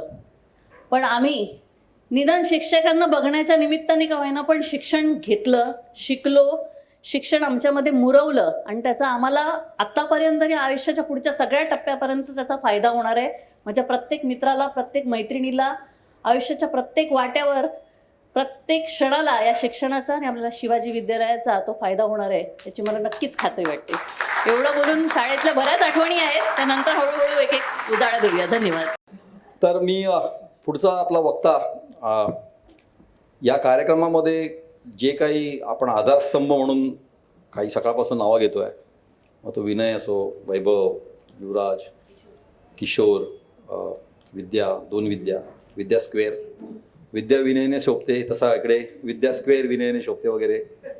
तर मी त्यातला एक किशोर जाधव यांना मी स्टेजवर निमंत्रण करतो, त्यांनी यावं आणि आपलं मनोगत व्यक्त करावं. नमस्कार. सर्व शिक्षकांना आणि मित्रांचे मनपूर्वक आभार. तसं मी शाळेत जास्त न रमता मित्रांमध्ये जास्त होतो आणि सर्व मित्र मैदानातच जास्त असायचो आम्ही. खेळ आणि कट्ट्यावरची गप्पा ह्यातच आमचा उद्योग असायचा. आणि शाळा कमी आणि जास्त मित्र, म्हणजे कधी आम्ही शाळेत जास्त असायचो आणि घरी कधी फक्त झोपायला जायचो तेवढंच माहिती आहे आम्हाला. बाकी शाळा आणि मित्र आणि शाळेला अभ्यास कधी केला हे आता आठवतही नाही. आणि म्हणून त्या शाळेच्या गोष्टी मला लिटरली आठवत नाही. विनय सांगतोय ती हां बाबा अरे विनयने हे सांगितलं, हे असं आहे, अरे असं आहे. म्हणजे त्या विनयने सांगितल्यानंतरच आम्हाला समजायला लागले की असं आहे. म्हणजे जसं प्रत्येकाच्या मित्राकडे काही ना काहीतरी चांगल्या गोष्टी आहेत, जशा प्रेमळपणा, विनोदी स्वभाव, ह्या मी सगळ्या प्रत्येक गोष्ट मी घेत आलो आहे. जसं विंदा करंदीकर यांची एक कविता आहे, देणाऱ्याने देत जावे, घेणाऱ्याने घेत जावे, घेता घेता एक दिवस देणाऱ्याचे हात घ्यावे. तसे या मित्राने मला एवढं भरभरून प्रेम दिलं आहे, ते पण मी द्यावे, ही मला प्रेरणा मिळावी, ही माझी सदिच्छा. मी 2015मध्ये मी आजारी होतो. त्यामध्ये माझे सर्व मित्रमैत्रिणी कृष्णाप्रमाणे माझे धावून आले. तर तुम्ही माझे सर्व मित्रमैत्रिणी कृष्ण आहात आणि मी तुमचा सुदामा. तर हे सर्व कृष्णांचे या सुदामाकडनं मनपूर्वक आभार आणि मी नमस्कार बोलून माझे भाषण संपवतो. कारण काही लोकच मुळात असे मौहृदयी असतात. किशोर एक त्यातलाच आहे. पण तो एक फायटर माणूस आहे. म्हणजे 2015मध्ये त्याच्या जीवावर बेतलेला आजार आणि त्या आजाराच्या वेळेला आम्ही त्याला भेटायला गेलो होतो आणि आपण म्हणतो ना की आजारी माणसाला आपण जाऊन आश्वस्त करतो की सगळं नीट होईल. पण इकडे परिस्थिती उलटी होती. तो आम्हाला आश्वस्त करत होता, काही काळजी करू नका, मी व्यवस्थित होईल. तर तो जरी वाटत असला हृदयाने मऊ, पण तो त्याचा स्वभाव आहे. पण कुठेतरी तो आतून खूप स्ट्रॉंग माणूस आहे. आणि मला असं वाटतं की तीच एक त्याची, तो मगाशी जे म्हणाला ते अगदी योग्य आहे की खूप मित्रांमध्ये रमणारा माणूस आहे तो. त्याच्या लग्नाला आमच्या वर्गातले 10वी अ मधली जवळजवळ 45 मुलं आली होती. आमचा पट 60चा. 45 म्हणजे 15 जण येऊ नाही शकली कारण ते मुंबईत नव्हते. आता त्यांना जेवण ठेवलंय आम्ही. पण असं आहे, म्हणजे आपण जे म्हणतो ना की मित्रांमध्ये रमणारी माणसं ही, म्हणजे त्याचं कदाचित तो एवढा दिसणारा नसेल कुठे, पण तो मित्राचा जो संगत असते, तो मित्र आणि मैत्रिणी हे हा जो आपली स्वाती पण म्हणाली की माझ्या शाळेच्या खूप आठवणी आहेत. माझ्या काही मैत्रिणी आहेत ज्या येतात आणि मला फरमाईश करायच्या. आणि तिने फार सुंदर बोलली की कधी कधी आपण शाळेमध्ये शिकायला, म्हणजे शिक्षण घ्यायला येत नाही, तर आपण शाळेमध्ये आपलं जीवन समृद्ध करायला येतो. तर ती जे म्हणाली ते अतिशय योग्य बोलली. मी आमचे मित्र पुढचा किशोर पवार, मी विनंती करतो की त्यांनी यावं आणि आपलं मनोगत व्यक्त करावं. किशोरची ओळख, किशोर म्हणजे आमच्या अभ्युदयनगरचा अरिजित सिंग आहे. तो अतिशय सुंदर गातो, काही कार्यक्रम पण करतो. तर मी किशोरला विनंती करतो की त्याने आपलं मनोगत सिद्ध करावं. अशी वया पुस्तकं घेऊन मी कधी कॉपी केलेली नाही. मंगेश पवारला माहिती आहे, फक्त त्याच्या पाठी बसून प्रामाणिकपणे त्याच्या पाठीच फक्त बघायचो. तर अध्यक्ष महाशय, गुरुजन वर्ग आणि माझ्या बालमित्रांनो, आज मी तुम्हाला जे 4 शब्द सांगणार आहे ते तुम्ही शांत चित्ताने ऐकून घ्याल ही मला आशा आहे. आता वाटलं का आपल्या शाळेत असल्यासारखं? तर हेच आपण शाळेतून सगळ्यात आधी शिकलेलो असावं असं मला वाटतं, म्हणून मी सुरुवात अशी केली. तर नमस्कार, मी किशोर पवार, इयत्ता 10वी अ. तुमच्यापैकी किती जणांच्या मी लक्षात असेल हे मला माहीत नाही, पण माझ्या मात्र तुम्ही सगळेजण व्यवस्थित लक्षात आहात. अर्थात मैत्रिणी सोडून, कारण मी त्या विभागात कधी गेलो नाही किंवा मी स्कॉलरशिपलाही नव्हतो. हो, अतिशय मनापासून बोलतोय, तसा कधी योग आला नाही आणि त्याचा मला पश्चाताप देखील होतोय.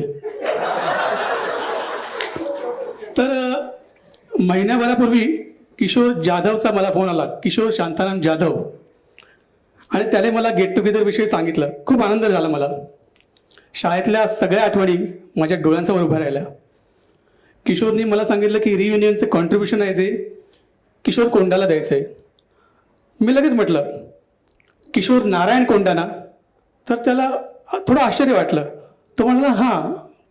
मला कळालं की हा म्हणतोय की ह्याला पूर्ण नाव कसं लक्षात, पण माझ्या अजून लक्षात आहे.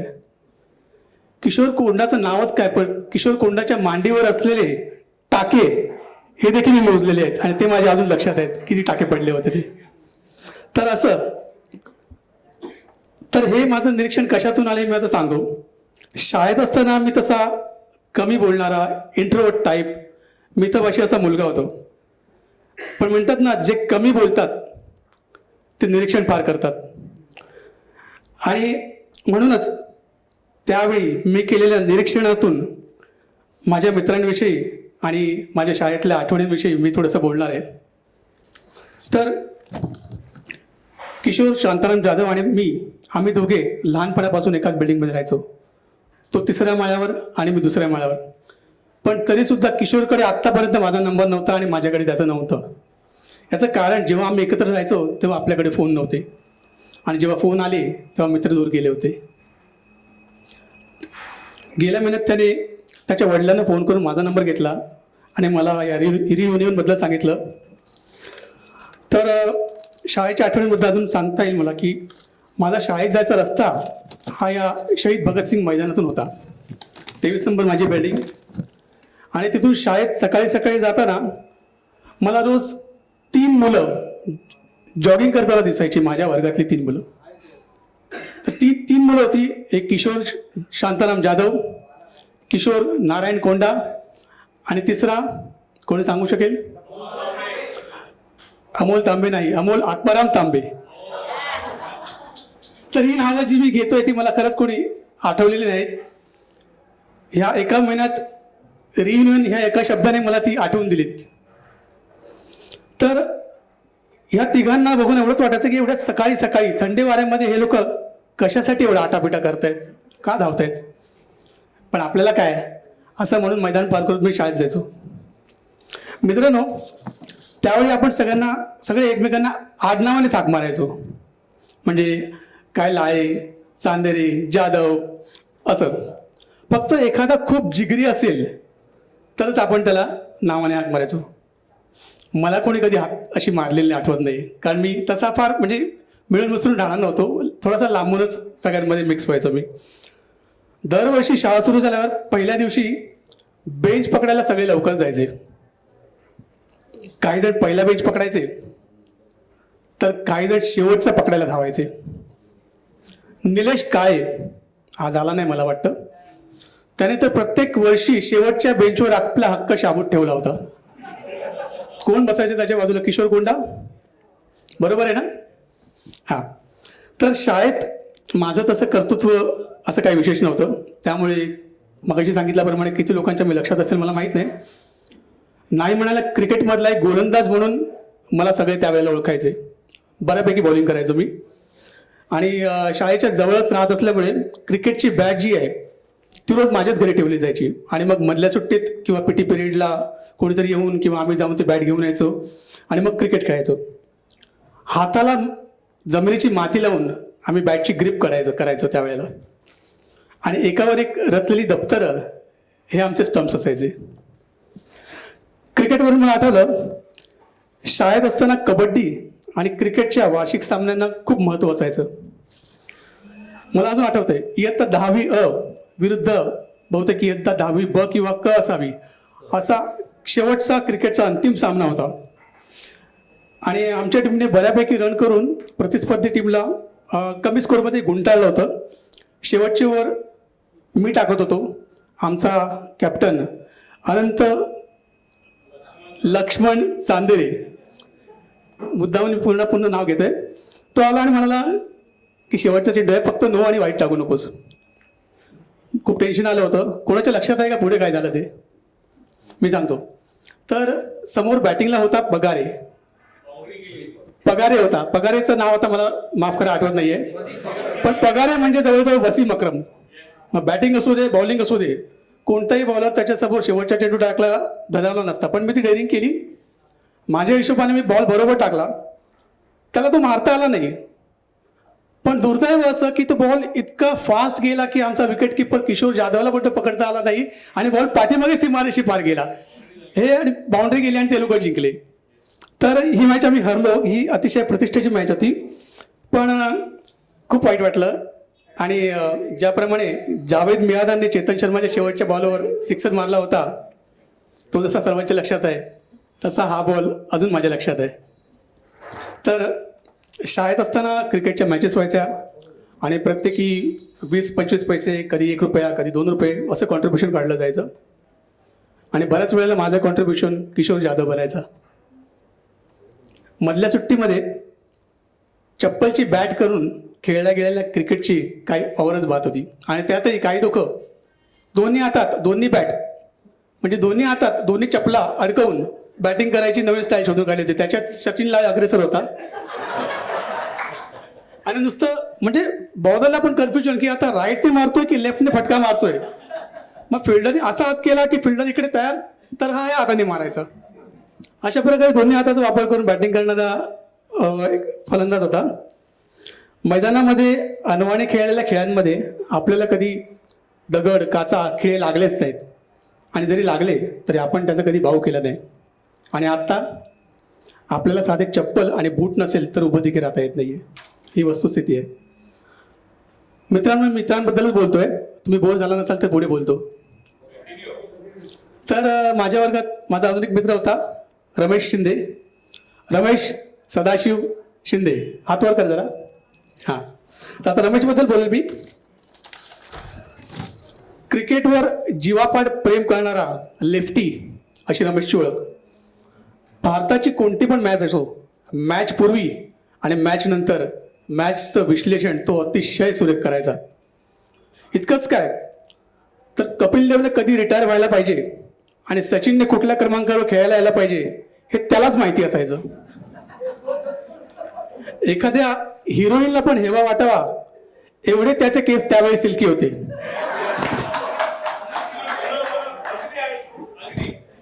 आणि आता असू दे मित्रांनो, तर 30 वर्ष झालेत.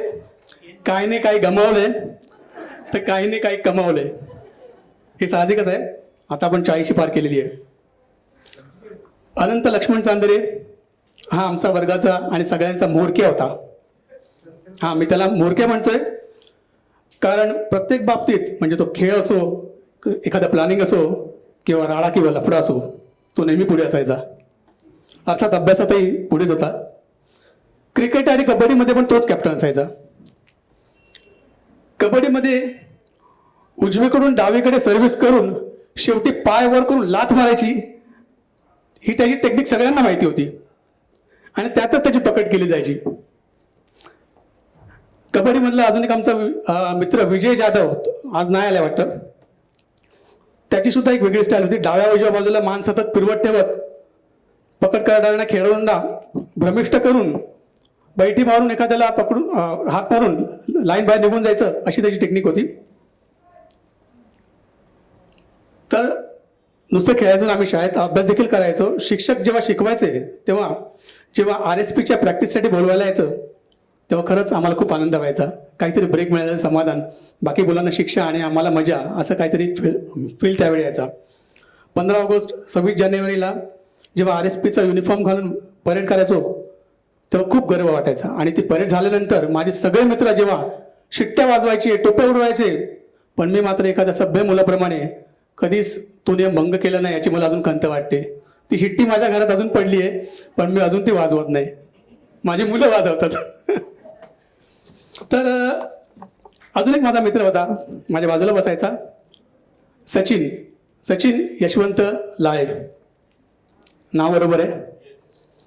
तर मी सगळ्यांचं पूर्ण नाव घेतोय. मला आनंद आहे अजून की माझ्या सगळ्यांची नावं बऱ्यापैकी लक्षात आहेत. तर सचिन यशवंत लाळे अभ्यासात हुशार, त्याची ड्रॉइंग छान होती, क्रिकेट पण छान खेळायचा. पण त्याचं एक वैशिष्ट्य होतं जे मला अजून आठवतंय. घाबरू नको, असं काय बिंग फोडणार नाहीये मी. तर वैशिष्ट्य म्हणजे हे की त्याच्या तळ हाताला नेहमी घाम यायचा, प्रचंड घाम. मग तो लिहिताना असेल किंवा काही करताना असेल, कधी त्याचा हात बघावा तो सदैव ओला असायचा. बरोबर आहे का सचिन? संतोष राहील का जरा बघ, जरा चेक कर. हां, तर हे मला त्याचे वैशिष्ट्य अजून आठवत आहे. इतकं की बॅटिंग करताना हाताला रुमाल गुंडाळून त्याला बॅटिंग करावी लागायची, नाहीतर ती बॅट सटकून जायची हातातून. म्हणजे हे सगळं माझ्या निरीक्षणातून आलेलं आहे. तुम्ही सगळं विचार करत असाल की हा एवढं कसं बोलतो, पण हे सगळं कुठेतरी साचलेलं होतं. त्यावेळेला आपण बोलू शकत नव्हतो किंवा आपला तसा स्वभाव नसतो. पुढे कुठेतरी जाऊन आपण समाजात वावरतो, मग आपल्याला तो अनुभव येतो, मग आपण बोलतो. हां, आणि सर्वांनी इथे येऊन तसंच मोकळं असं मला वाटतंय. सचिनवरून मला अजून एक गोष्ट आठवली. शाळेमध्ये असताना माझ्या काही मित्रांना प्रेम झालं होतं.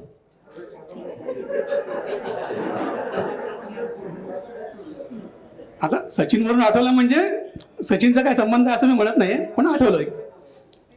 तर आता मी नावं घेत नाही कोणाची, पण आपल्याच शाळेतल्या गर्ल्स स्कूलमधल्या काही मुली त्यांना आवडायच्या, पण फक्त आवडायच्या. ही त्याची, ती त्याची, बस एवढंच. त्याच्या पुढे गाडी कधी गेली असं मला वाटत नाही. कोणी आहे का की ज्यांनी आपल्या शाळेतल्या मैत्रिणीबरोबर लग्न केले? नाही आहे वाटतं. ओके. आपल्या शाळेत मुलं आणि मुली वेगवेगळ्या का, हा प्रश्न तेव्हा सगळ्यांना पडायचा. कारण बाकी शाळेत अहिल्या असू दे, एज्युकेशन असू दे, को एज्युकेशन असायचं तेव्हा. परंतु आमच्या शाळेत देखील एक कॉर्नरचा वर्ग असा होता जिथून गर्ल्स स्कूल आणि तिथल्या मुली दिसायच्या.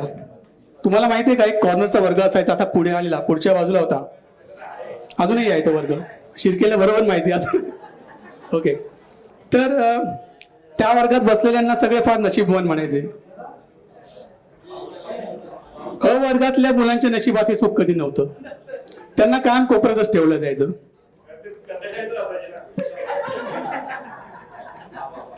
अजून एक विद्यार्थी होता आमच्या वर्गामध्ये, आता नाही, आज नाही आला तो, प्रवीण शांताराम तिगळे. कोणाला आठवतोय का? तो नाही तरी मी म्हणतो त्याच्याबद्दल. हा पठ्ठा जरी बारीक असला हा तरी शरीराने अतिशय किरकोळ, पण त्यावेळी तो सूर्यनमस्कार मारायचा. हे सलमानचं वगैरे फॅट फार नंतर आलं, पण किरकोळ शरीरसृष्टीचा माणूस सूर्यनमस्कार मारतो ही फार मोठी गोष्ट होती त्यावेळेला. ते सर्वांना नाही जमायचं. प्रवीणचा युनिफॉर्म त्यावेळेला अतिशय स्वच्छ आणि इस्त्री केलेला असायचा. वह्या पुस्तकं पण अतिशय व्यवस्थित कव्हर घातलेली असायची.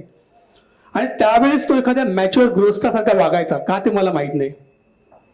म्हणजे विद्यार्थी दशात असताना आपण मस्तीखोर असतो, चंचल असतो, पण नाही, तो अतिशय कधी धीरगंभीर असायचा आणि मॅच्युअर गृहस्थासारखाच वाटला मला नेहमी. त्या काळामध्ये कोणीतरी बेंचवर पेनाला टिचकी मारून खाली पडण्याचा गेम इन्व्हेंट केला होता. आठवते तुम्हाला? एकाने इथून पेन मारायचा, दुसऱ्याने तिथून आणि टिचकी मारून तो खाली पडायचा. मग फ्री टाईममध्ये आपण सगळे तो गेम खेळायचो. कर्कटकचा उपयोग फक्त बेंचवर डिझाईन बनवण्यासाठी आणि नावं कोरण्यासाठी असतो हे आमचं ठाम मत होतं. शिक्षक जेव्हा कामानिमित्त वर्गाबाहेर जायचे आणि मॉनिटरला वर्ग सांभाळायला सांगायचे, तेव्हा मॉनिटरचा मित्र असल्याचा खूप गर्व वाटायचा. आणि मॉनिटर देखील आमच्या चुकांकडे दुर्लक्ष करायचा. बऱ्याच वेळा अनंत चांदेरेच असायचा तो. अजून एक माझा मित्र संतोष राईलकर इथे आलाय. तर संतोष राईलकर हा त्याकडे अतिशय नाजूक होता. आताही तसा नाजूकच म्हणता येईल त्याला, पण त्यावेळी अतिशय नाजूक. तुम्हाला माहिती आहे का की एक मासा असतो, तो अतिशय ट्रान्सपरंट असतो, इतका की त्याची शरीरातली अंतररचना आपल्याला बाहेरून दिसते सगळी. तर राईकर त्यावेळी एवढा नाजूक होता की त्याच्या हातावरच्या हिरव्या नसा सुद्धा स्पष्ट दिसायच्या आणि त्याच्या अंगात रक्त आहे की नाही हे सुद्धा नाही कळायचं. त्याचा आवाज सुद्धा अतिशय मृदू असायचा, आत्ताही मृदूच आहे. आणि त्यावेळी त्याचा आवाज एवढा मृदू होता की असं वाटायचं की त्यावेळेने त्याने जर वक्तृत्व स्पर्धेत भाग घेतला असता तर त्यानंतर त्याला सलाईन लावावं लागलं असतं. आजचा राईलकर बघून मला खूप अभिमान वाटतोय. त्याच्या क्षेत्रामध्ये तो खूप मोठं आणि छान काम करतोय. त्यानंतर आपल्या रियुनियनच्या ग्रुप ॲडमिनपैकी विनय साठे हे गृहस्थ इथे बसलेले आहेत. मी मुद्दाम त्याला जाणीवपूर्वक गृहस्थ, कारण फार मोठी जबाबदारी त्यांनी आज इथे पार पाडलेली आहे. विनयशी माझं जास्त बोलणं कधी व्हायचं नाही, पण त्या काळी परीक्षेव्यतिरिक्त घड्याळ घालणारा विद्यार्थी बहुतेक तो एकटाच होता. हे माझं आपलं वैयक्तिक मत आहे. घड्याळ घातलेल्या हाताने केसांवर हात फिरवणारा विनय अजून माझ्या डोळ्यासमोर येतोय. मित्रांनो, पॅडला कंपास अडकवून आणि मागे टाइम टेबल चिकटवून आपण परीक्षेला जायचो. जाताना काही जण देवाचा टिळा लावून जायचे, काही जण परीक्षा वर्गात आल्यावर रिव्हिजन करायचे, तर काही जण मुद्दामून त्यांना डिस्टर्ब करायचे. काही जण आपला सगळा अभ्यास झाला आहे आणि कोणतेही प्रश्न आले तरी आम्हाला काही टेन्शन नाही या आविर्भावात परीक्षा वर्गात बिनधास्त वावरायचे. तर सुपरवायझर म्हणून कोणते शिक्षक येणार आहेत यावर काहींचे गुण अवलंबून असायचे. त्यावेळी पहिली पुरवणी कोण घेतो याची देखील एक स्पर्धा लागलेली असायची. काही जणांना पेपर सोडवताना मध्येच वॉशरूमला जावं लागायचं, कारण तिथे भिंतीवर काही उत्तरं लिहिलेली असायची. बाथरूमच्या भिंतीवर इतरही काही लिखाण केलेलं असायचं आणि ते विद्यार्थी देखील अतिशय उपस्थित असतील, पण आपण त्याच्यावर नको बोलूया आता. परीक्षेवरून आठवलं, प्रत्येक परीक्षेला माझ्या पुढे बसणारा मंगेश राजाराम पवार, पूर्ण नाव बरोबर आहे, तर ह्याला मी विसरू शकत नाही. आम्ही दोघं एकमेकांवर प्रचंड अवलंबून असायचो. फरक एवढाच होता की मी त्याच्यावर अवलंबून असायचो तो गणितात पास होण्यापूर्वी ते मार्क मिळवण्यासाठी, आणि तो इतर विषयात माझी मदत घ्यायचा. ती फुल मार्क्स मिळवायला जो 1 मार्क्स कमी पडायचा फक्त तो मिळवण्यासाठी. म्हणजे त्याने मला गणितात पास करून द्यायचं आणि त्याच्या बदल्यात मी त्याला तो 1 मार्क देणार, जेणेकरून तो क्लासमध्ये त्या विषयात फर्स्ट येईल. त्याचा पेपर नेहमी लवकर पूर्ण व्हायचा, मग तो मला कॉपरेट करायचा. पण मी मात्र एखाद्या चांगल्या मुलाप्रमाणे तोपर्यंत त्याला अजिबात डिस्टर्ब करायचो नाही. मी त्याच्या मागे बसून त्याचा पेपर पाहायचो. यात काहीच नवल नव्हतं. खरं नवल तर हे होतं की तो पुढे बसून परीक्षेच्या शेवटच्या 10 मिनिटात सुपरवायझरची नजर चुकून मान पूर्ण पाठी वळून तो 1 मार्क मिळवण्यासाठी माझा पेपर बघायचा. तेव्हा त्याचं ते स्किल खरंच वाखाणण्याजोगं होतं आणि त्याने त्यावेळी मला जे सहकार्य केलं त्याबद्दल या मंचावरून मी त्याचे जाहीर आभार मानतो. मित्रांनो, एक काळ असा होता की आपण सर्वजण भेटून प्लॅन करायचो. आज आपण परिस्थिती अशी आहे की आपण प्लॅन करून भेटतोय आणि ते देखील 30 वर्षांनी. काही जण ओळखू येणार नाही तितके बदललेत. तर गुरुनाथ ठाकूर, कॅप्टन विनोद माने यासारख्या एकेकाळच्या टवटवीत गोंडस बालकांनी सध्या नुकतंच तारुण्यात पदार्पण केले. बरीच नाव आहेत माझ्याकडे जी आज इकडे उपस्थित नाही आहेत. संदीप दरेकर, संतोष भाई, अमोल चोरगे, संदीप झोडगे, बरीच, सचिन दळवी, राजेश विद्ये, संजय शिंदे, सगळ्यांची नावं घेत बसत नाही मी. तर शाळा आणि मित्र यावर बोलण्यासारखं बरंच आहे, पण सध्या इथेच थांबतोय. मित्रांनो, आज या गेट टुगेदरच्या निमित्ताने आपण सगळे एकत्र जमलेलो आहोत आणि या संधीचा फायदा घेऊन मी आज खूप काही बोललोय. माझ्याकडून जर कोणाच्या भावना दुखावल्या गेल्या असतील तर मी किशोर पवार तुमची जाहीर माफी मागतो. एवढंच वाटतं की आजच्या या रियुनियन नंतर देखील आपण व्हॉट्सअप ग्रुप असाच चालू ठेवूया आणि एकमेकांच्या संपर्कात राहूया. जाता जाता एवढंच म्हणेन की यादों के भंवर में एक पल हमारा हो, खिलते चमन में एक गुल हमारा हो, जब याद करे आप अपने दोस्तों को, उन नामों में एक नाम हमारा हो.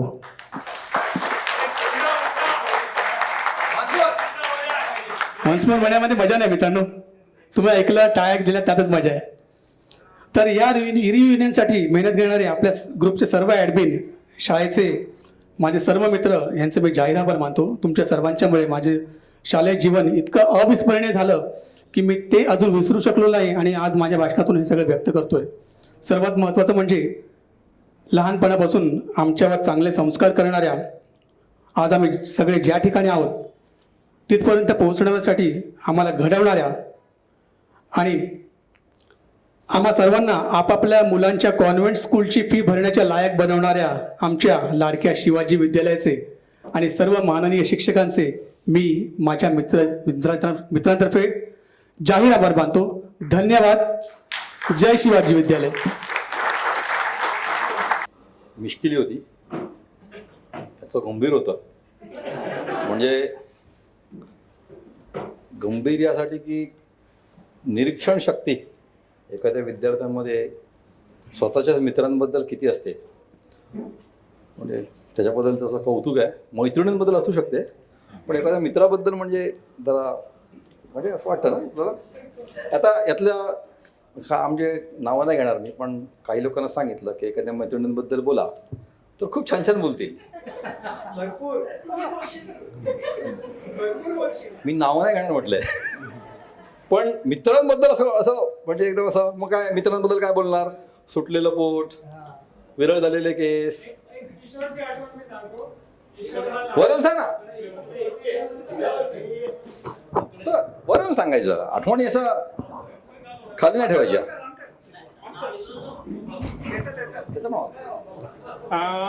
किशोरला मी तसा बराच आधीपासून ओळखतो आणि किशोर हा अगदी 7वीत असल्यापासून खूप छान पेटी वाजवायचा आणि इथे 31 नंबरमध्ये तामणकर गुरुजींकडे आम्ही अथर्व शीर्ष म्हणायला जायचो. तर अथर्व शीर्षाचे त्याचे उच्चारही अतिशय शुद्ध असायचे. तर हे त्याचे कोणाला माहीत नसलेले गुण आहेत ते मी मुद्दाम सांगतो.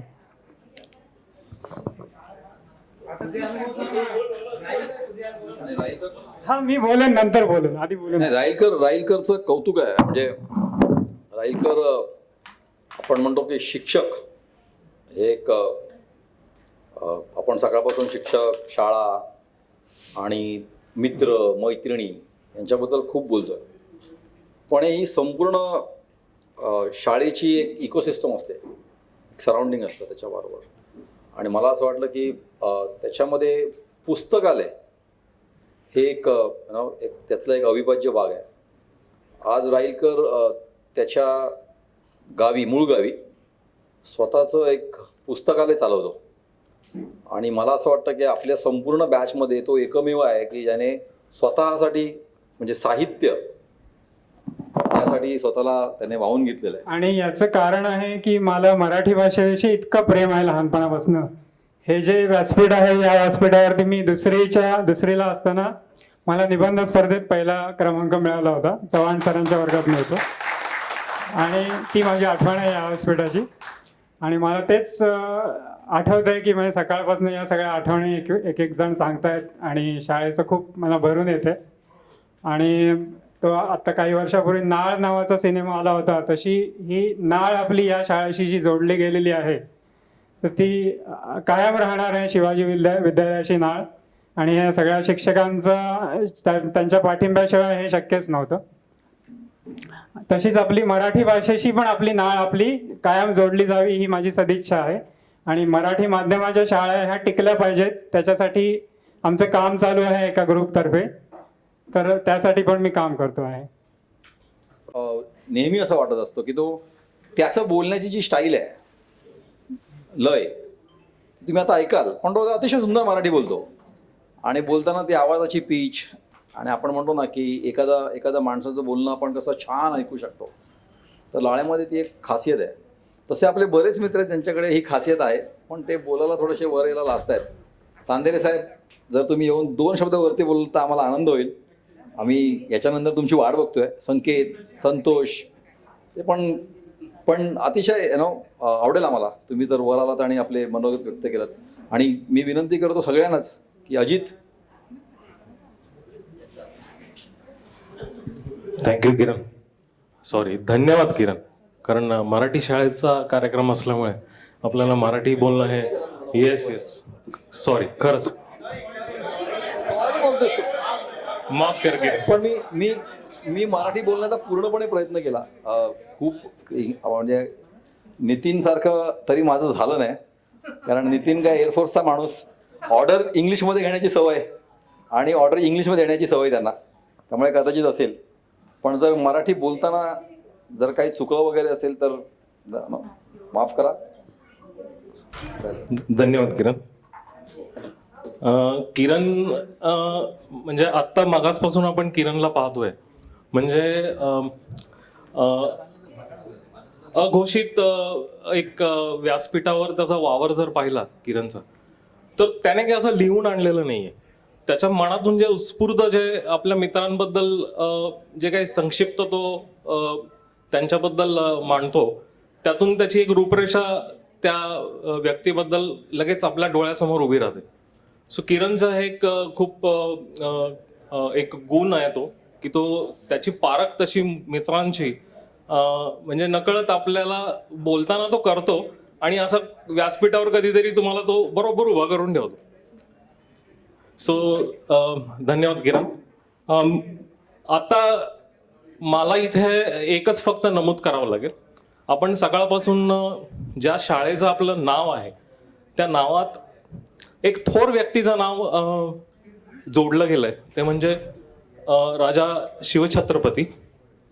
आणि त्यांच्याबद्दल मी सुरुवात करताना माझ्या मागे फक्त तुम्ही आरोळी द्यायची आहे. फक्त त्यांचा एकदा आपण एक आठवण म्हणून मी फक्त काही मांडतो त्याच्यानंतर तुम्ही मला फक्त प्रतिसाद द्या. प्रौढ प्रताप पुरंदर क्षत्रिय कुलावंतस सिंहासनाधीश्वर महाराजाधिराज योगीराज श्रीमान श्री श्री श्री छत्रपती शिवाजी महाराज की जय भवानी. आता मला वाटतं सगळ्यांची झोप उडाली असेल त्या बासुंदीची. तत्पूर्वी मी व्यासपीठावर आज मला वाटतं शाळेच्या ह्या पूर्ण कालखंडात मी तिसऱ्यांदा चढतोय. खरं मला शिवाजी महाराजांबद्दल खूप नंतर मला वाचनात किंवा माझ्या जे साहित्य माझ्या समोर मी वाचनातून आलोय पुढे घेत, तर जसे त्यांना गुरु लाभले तसेच मला लहानपणापासून आपल्या शाळेतले गुरु जे आज इथे उपस्थित आहेत आणि जे उपस्थित राहू शकले नाहीत, सो असे गुरु आपल्याला लाभले याचा मला खूप म्हणजे अभिमान आहे. एक काव्य आहे जे शिवाजी महाराजांना अगदी चपखल बसतं. आपत्सु रामः समरेषु भीमः दानेषु कर्णः नयेषु कृष्णः. याचा मी अर्थही सांगेन. आपत्सु राम हा म्हणजे संकटकाली जसा राम हा सगळ्यांना आठवतो, रणांगणात जसा भीम आठवतो आणि दानशूर म्हटले की जसा कर्ण आठवतो, तसं कृष्णाची ही लीलया तो त्याच्या कलागुणाने निपुण असा असलेला कृष्ण जसा तो आहे तसं हे शिवाजी महाराजांचं एक व्यक्तिमत्व आहे. आणि त्या व्यक्तिमत्वाला म्हणजे अभिवादन करून मी आज तिसऱ्यांदा मी ह्या व्यासपीठावरती आज उभा आहे. याला कारण असं, कारण जसं आता बऱ्याच जणांनी आपले अनुभव सांगितले की वक्तृत्व स्पर्धेतूनच आम्ही घडलो किंवा आमच्यात ते धाडस आलं, किंवा स्वातीने जे सांगितलं की शाळा आम्ही शिकलो नाही, शाळा जगलो आम्ही. तर ती शाळा जगताना मला एक संधी आली होती जेव्हा मी मला वाटतं इयत्ता पहिलीमध्ये वक्तृत्व स्पर्धेला इथे उभा राहिलो आणि विषय होता टिळकांबद्दल. टिळकांचं जर आपण व्यक्तिमत्व बघितलं तर आपल्याला टिळकांचा जन्म आठवतो 23 जुलै 1856 सालचा चिखली गावी रत्नागिरीतला. आणि तो कार्यक्रम आपण पुण्यतिथीच्या दिवशी 1 ऑगस्टला नेहमी आपण तो चर्चेला मांडलेला असतो. त्यावेळेस मला, कारण जेव्हा टिळक हे आपल्या डोळ्यासमोर उभे राहतात ते वाचन करताना आपण मांडतो, तर त्या दिवशी ना खरं मला इयत्ता पहिलीत असताना मला कळत नव्हतं जयंती आणि पुण्यतिथी या दोघातला फरक कळत नव्हता. आणि ती जी माझी घोडचूक झाली पहिल्या वक्तृत्व स्पर्धेला, तेव्हा मी पहिलं वाक्य हे जेव्हा मी सांगितलं की टिळकांचा जन्म अमुक अमुक तारखेला अमुक अमुक गावी झाला, त्यानंतर मला पुढचं काहीच आठवेना, डोळ्यासमोर ब्लँक. त्यानंतर मी म्हटलं अरे वक्तृत्व स्पर्धेत आपण ह्याच्या पुढे आपण कसं उभं राहणार, म्हणजे भाग कसा घेणार. तर ती माझी पहिली हार होती. पण नंतर जेव्हा हळूहळू जेव्हा शाळेने बऱ्याचशा संधी दिल्या, किंवा आत्ता वीरेन पण म्हणाला की आम्ही ॲव्हरेज स्टुडंटमध्ये गणलो जायचो, त्याने उदाहरणही दिलं की जेव्हा शिक्षक विचारायचे की तू कोणत्या बॅचचा, तेव्हा आपण त्यांना रेफरन्स द्यायचो. रेफरन्स म्हणजे आपण त्यांना संदर्भ द्यायचो की राकेश पांगत किंवा अमुक अमुक ह्या बॅचचा आम्ही. तर ही जी ॲव्हरेज मंडळी आहेत आज जर आपण पाहिलं तर त्या सगळ्या ठिकाणी म्हणजे जो तो आपापल्या क्षेत्रात आपापल्या कलागुणांनी निपुण असून तो त्या ठिकाणी आज त्याच्या कार्यक्षेत्रात आज धडाडीने कार्यरत आहे. याच्या मागे मला वाटतं की आज ह्या गुरुमंडळींचा किंवा ह्या शिक्षकांचा खूप सिंहाचा वाटा आहे. आणि हे आपण सहजपणे लीलया आपल्या कार्यक्षेत्रात आज आपण अवलंबतो, किंवा आज वय वर्ष 45-46च्या उंबरठ्यावर आहोत आपण.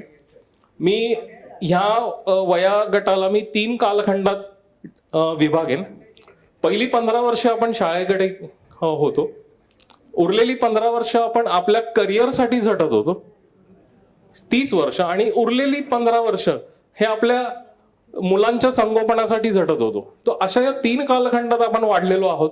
आणि आज आपण परत जेव्हा शाळेकडे आज आलो, पुन्हा आपण विद्यार्थी दशेत आलोय, मला याचा खूप आनंदही झाला. आणि मला असं वाटतं की येस, मी परत त्या पहिल्या 15 वर्षाच्या कालखंडात येऊन इथे आज मी व्यासपीठावर उभा आहे. सो किरण जसा म्हणाला की इथे बऱ्यापैकी आपण आपल्या आठवणी येथे अशा स्मृतीत आहेत, त्याला उजाळा दिला आपण. मंगेश पवारने काही उदाहरण सांगितलं की हा हॉल, त्याच्यात आमूलाग्र बदल झालाय. बरेचसे असे ग्रुप्स बसायचे. मंगेश आय थिंक 2-3 शिक्षक, बाल शिशु मंदिराचे वर्ग, मग ह्या वर्गातल्या मुलांचा आवाज त्या वर्गातल्या मुलांना ऐकू जायचा. आणि बाहेर काही मुलं त्या रिंगणात खेळायची. तिथे निलगिरीचं झाड असायचं, त्याच्यात ते टोप्या पडलेल्या असायच्या, आपण त्याची भिंगरी करायचो आणि फिरवायचो. सो अशा बऱ्याचशा गोष्टी ह्या आपण सहजपणे लिलया आपण पार पडल्यात. पण त्या आपल्या मुलांना त्या मिळवणं म्हणजे ते खूप दूरची गोष्ट झाली. एक आठवण अजून एक सांगेन की शिशु मंदिर हे जे आहे, हे शाळेचं एक शेवटचं टोक आहे इमारतीचं. जेव्हा आपण लहान होतो तेव्हा आपली पावलं छोटी होती. त्या टोकापासून ह्या टोकापर्यंत यायला कमीत कमी माझं आत्ताचं कॅल्क्युलेशन किंवा माझं अंकगणित सांगतं की आपल्याला कमीत कमी 1 ते 1.5 मिनिट लागतो त्या लहान वयात. आत्ता जेव्हा आपण तिथून ते अंतर इथे पार करतो, त्या काही सेकंदात आपण पोचतो. ते जे अंतर आपण पार पडायचो तेव्हा शाळा खूप मोठी वाटायची. म्हणजे ती इमारत पाहता आपल्या डोळ्यात ती मावेनासी असं व्हायची. पण आज जेव्हा मला माझ्या या संभाषणात मी 3 गोष्टी सांगेन. एक म्हणजे आठवण, दुसरी साठवण, तिसरी खंत आणि चौथी म्हणजे संकल्पना. सो आठवणीत माझ्या काय गोष्टी राहिल्यात तर त्या म्हणजे आपल्या शाळेतले जे प्रजासत्ताक दिन जो असायचा, मला वाटतं आपल्या शाळेने त्या दिवशी मैदानावरती काबा मिळवलेला असायचा. कारण पहिला झेंडा हा आपल्या शाळेचाच लागावा आणि आपल्या शाळेचंच संचलन व्हावं ही आपली मनातून इच्छा असायची. बाकी इतर शाळांचेही तिथे कार्यक्रम व्हायचे, पण जेव्हा जी तुफान गर्दी आजूबाजूला अभुदयनगरमध्ये जी व्हायची ती आपल्या कार्यक्रमाला पाहण्यासाठी व्हायची. कारण त्या सांस्कृतिक कार्यक्रमाचा तो एक खूप उच्च दर्जाचा एक सादरीकरण व्हायचं आपल्या मुलांकडून. ते आजही होतंय आणि ते सातत्याने घडतंय, याच्यात मला खूप अभिमान आहे. एखाद वर्षापूर्वी मला वाटतं आपल्या व्हॉट्सअप ग्रुपला ती क्लिप आली होती आणि ती क्लिप मी जेव्हा माझ्या मुलाला दाखवत होतो तर त्याला ते खूप कुतूहल होतं. कारण आत्ताची जी पिढी घडते त्या पिढीला साधं मैदान नाही आहे खेळायला. म्हणजे ज्या शाळा आता इमारती उभ्या राहिल्यात त्या इमारतींना खरं सांगू का त्या बाजारीकरण आणि व्यावसायीकरणामध्ये अडकल्या. पण आज हे मैदान जरी बृहन्मुंबई महानगरपालिकेचं जरी असलं तरी ते आमच्या शाळेचं आहे. मला वाटतं हे सगळ्यांनी छाती ठोकपणे सांगितलं असावं. Yes, correct. आणि म्हणून मला असं वाटतं की पुढची जी येणारी पिढी आहे, संतोष आता तेच जे म्हणाला की मराठी शाळेचा एक म्हणजे त्या खालसा होत चालल्यात शाळा. याला कारण शिरोडकर काकांनी मगाशी जे काही आकडे सांगितले ते खरंच म्हणजे विचार करायला लावणार आहेत. 1600 ते 300-350 पर्यंत येऊन ठेपलेली आपली संख्यापट किंवा जे काही विद्यार्थी आहेत, तर ही माझ्या मनातली खंत आहे. अजून एक खंत म्हणजे जेव्हा मी इतर ठिकाणी जेव्हा मी माझी ओळख म्हणून सांगतो की मी मुंबईचा, वाढलो म्हणजे जन्म पुण्याचा, वाढलो मुंबईत, शाळा मुंबईत, तर शाळेचं जे नाव जेव्हा मी सांगतो शिवाजी विद्यालय, बऱ्याच लोकांना वाटतं राजा शिवाजी का. मला वाटतं काही असं तुमच्यापैकी मित्रांना असं, तर मग मला सांगावं असं वाटतं नाही, शिवाजी विद्यालय म्हणजे माझी काळाचौकी विभागातली शाळा. तिथे परत ती गाडी अडकते. कारण काळाचौकी म्हणजे लोकांना असं वाटतं त्या चंदेरी दुनियेत काळाचौकी पोलीस स्टेशन ते. त्यामुळे हा भाग जो आहे हा भाग खरंच या शाळेमुळे ओळखला जावा ही माझी खंत कायम राहिली. आणि हे जर आपल्याला पुढे जर पुसून काढायचं असेल तर माझ्या काही डोक्यात संकल्पना होत्या त्या मी मांडेनच. विनय किंवा आपले जे कोणी व्यवस्थापन पाहणारे जी मित्रमंडळी आहेत की आत्ता सध्या वस्तू परिस्थिती अशी आहे की आपण मराठी माध्यमं किंवा आपण SSC बोर्ड म्हणतोय त्याला स्पर्धा आहे CBSE बोर्ड ICSE बोर्ड ह्या 2 बोर्डाशी.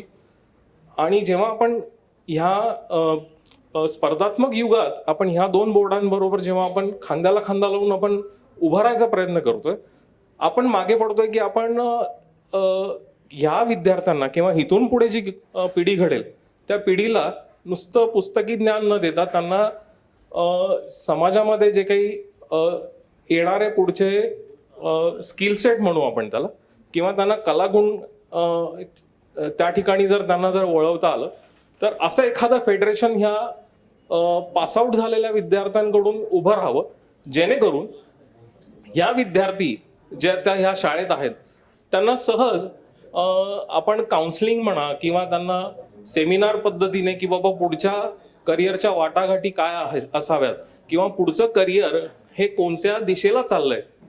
कारण मी आता पुण्यात जेव्हा मी आहे तेव्हा पुण्यामध्ये पुणे हे विद्येचं माहेरघर म्हणतात आणि त्या पुण्यामध्ये बरीचशी अशी मंडळ आहेत की जी शाळांना संलग्न आहेत. ती संलग्न अशी आहेत की ते मुलांना वयाच्या 3ऱ्या-4थी वर्षापासून 7वी पर्यंत त्यांना त्यांच्या करिअर बद्दल तर घडवत नाही, पण त्यांना काही अशा स्किलसेटमध्ये त्यांना गुंतवतात जेणेकरून त्यांना त्यांची आवड निर्माण होते आणि वयाच्या म्हणजे 7वी वर्षानंतर त्यांना ते त्यांचे विचार ते फोकस विचार किंवा ते चॅनलाइज करता येतात. तर असं बरेचसे मला वाटतं संतोष राईलकरने ऐकलं असावं, चाणक्य मंडल म्हणून काही संस्था आहेत.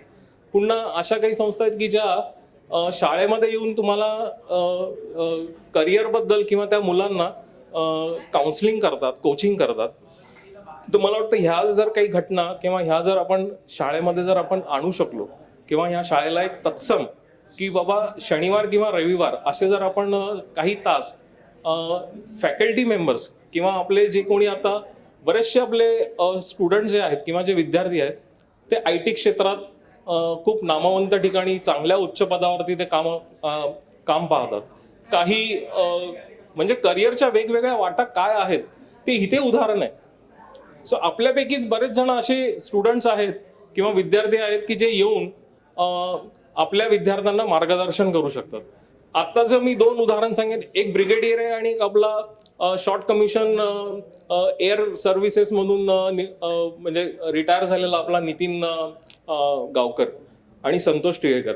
सो असे जे विद्यार्थी आहेत तर ते डिफेन्स क्षेत्रातले ते काही एक्सपर्ट म्हणून ते आपले मार्गदर्शन करू शकतात. बरेचशा अशा घटना आहेत की ज्या आपल्याबद्दल आपल्या बरोबर घडलेल्या आहेत त्या आपण शेअर करू शकतो.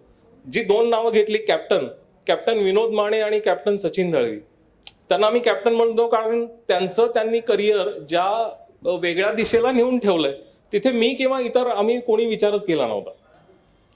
सो मला असं वाटतं की जर काही त्रुटी भरून काढायची असेल, जे शिरोडकर काकांनी म्हणून दाखवलं किंवा संतोषने जे माझ्याशी मधल्या सुट्टीत बोलून दाखवलं की मराठी माध्यमातल्या शाळा हळूहळू मागे पडतात. तर मागे पडण्यामागे कारण आपण त्या स्पर्धेला जर आपण उभं राहायचं असेल तर काही आपल्यात बदल घडवून आपल्याला कात टाकावी लागेल आणि आपल्याला नव्याने उभं राहून ह्या मुलांना त्यांच्या पुढच्या करिअरसाठी मार्गदर्शन करणं गरजेचं असेल. पण ह्याला निश्चितच आपल्या सगळ्यांची साथ लागेल. म्हणजे मी फक्त हे बोलून इथे थांबत नाही, कारण मला असं वाटतं की हे म्हणजे सतत अविरत ही आपण हे कार्य आपण पुढे न्यावं.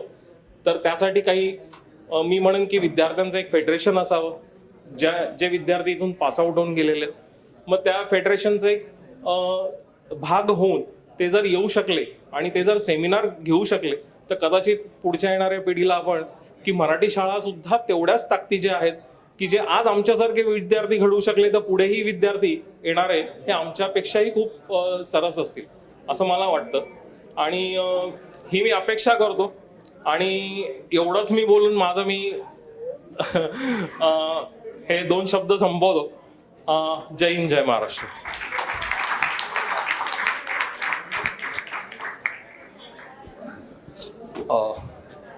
थँक्यू सचिन. धन्यवाद सचिन, धन्यवाद.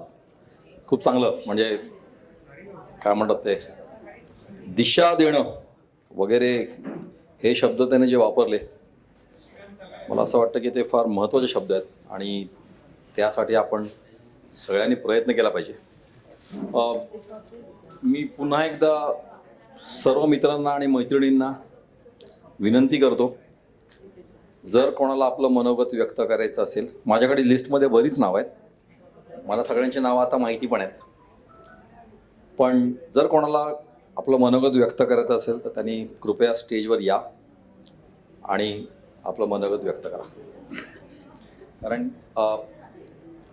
मनोगत, विद्यार्थ्यांचं मनोगत आणि कला फक्त मंगेशने सादर केली, बाकी तो अजून पण करणार आहे. अजून कोणामध्ये काय नाना कलागुण असतील किंवा कळा असतील तर त्या पण दाखवा, काही हरकत नाही.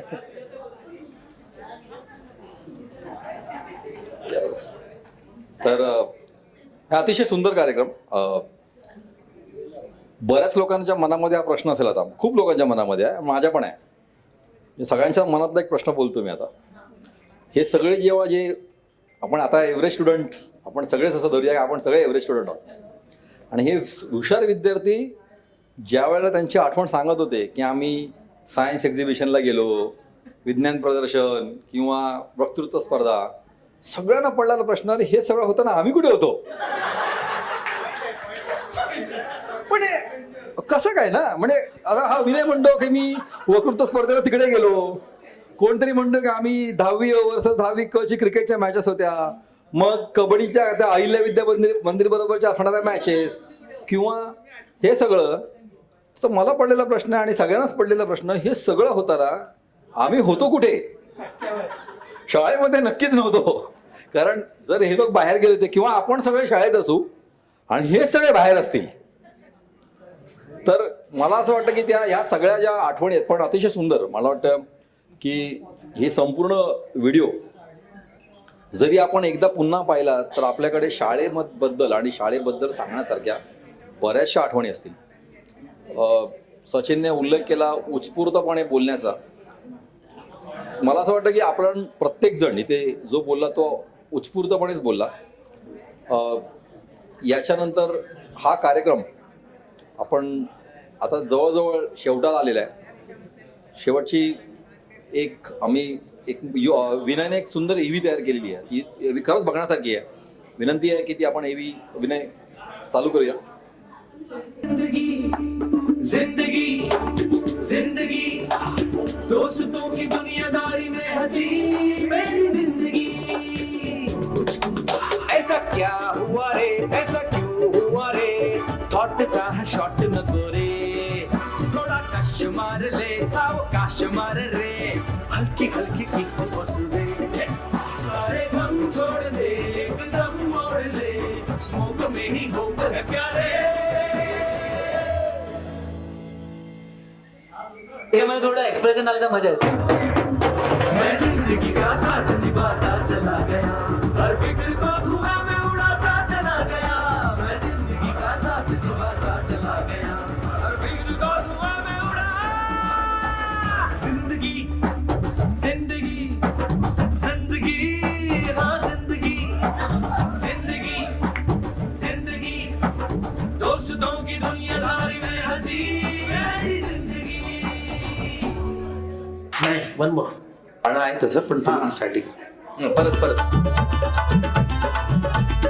चला ही गँगच वेगळी होती, कट्टा गँग. सगळ्यांची आपली ओळख झाली.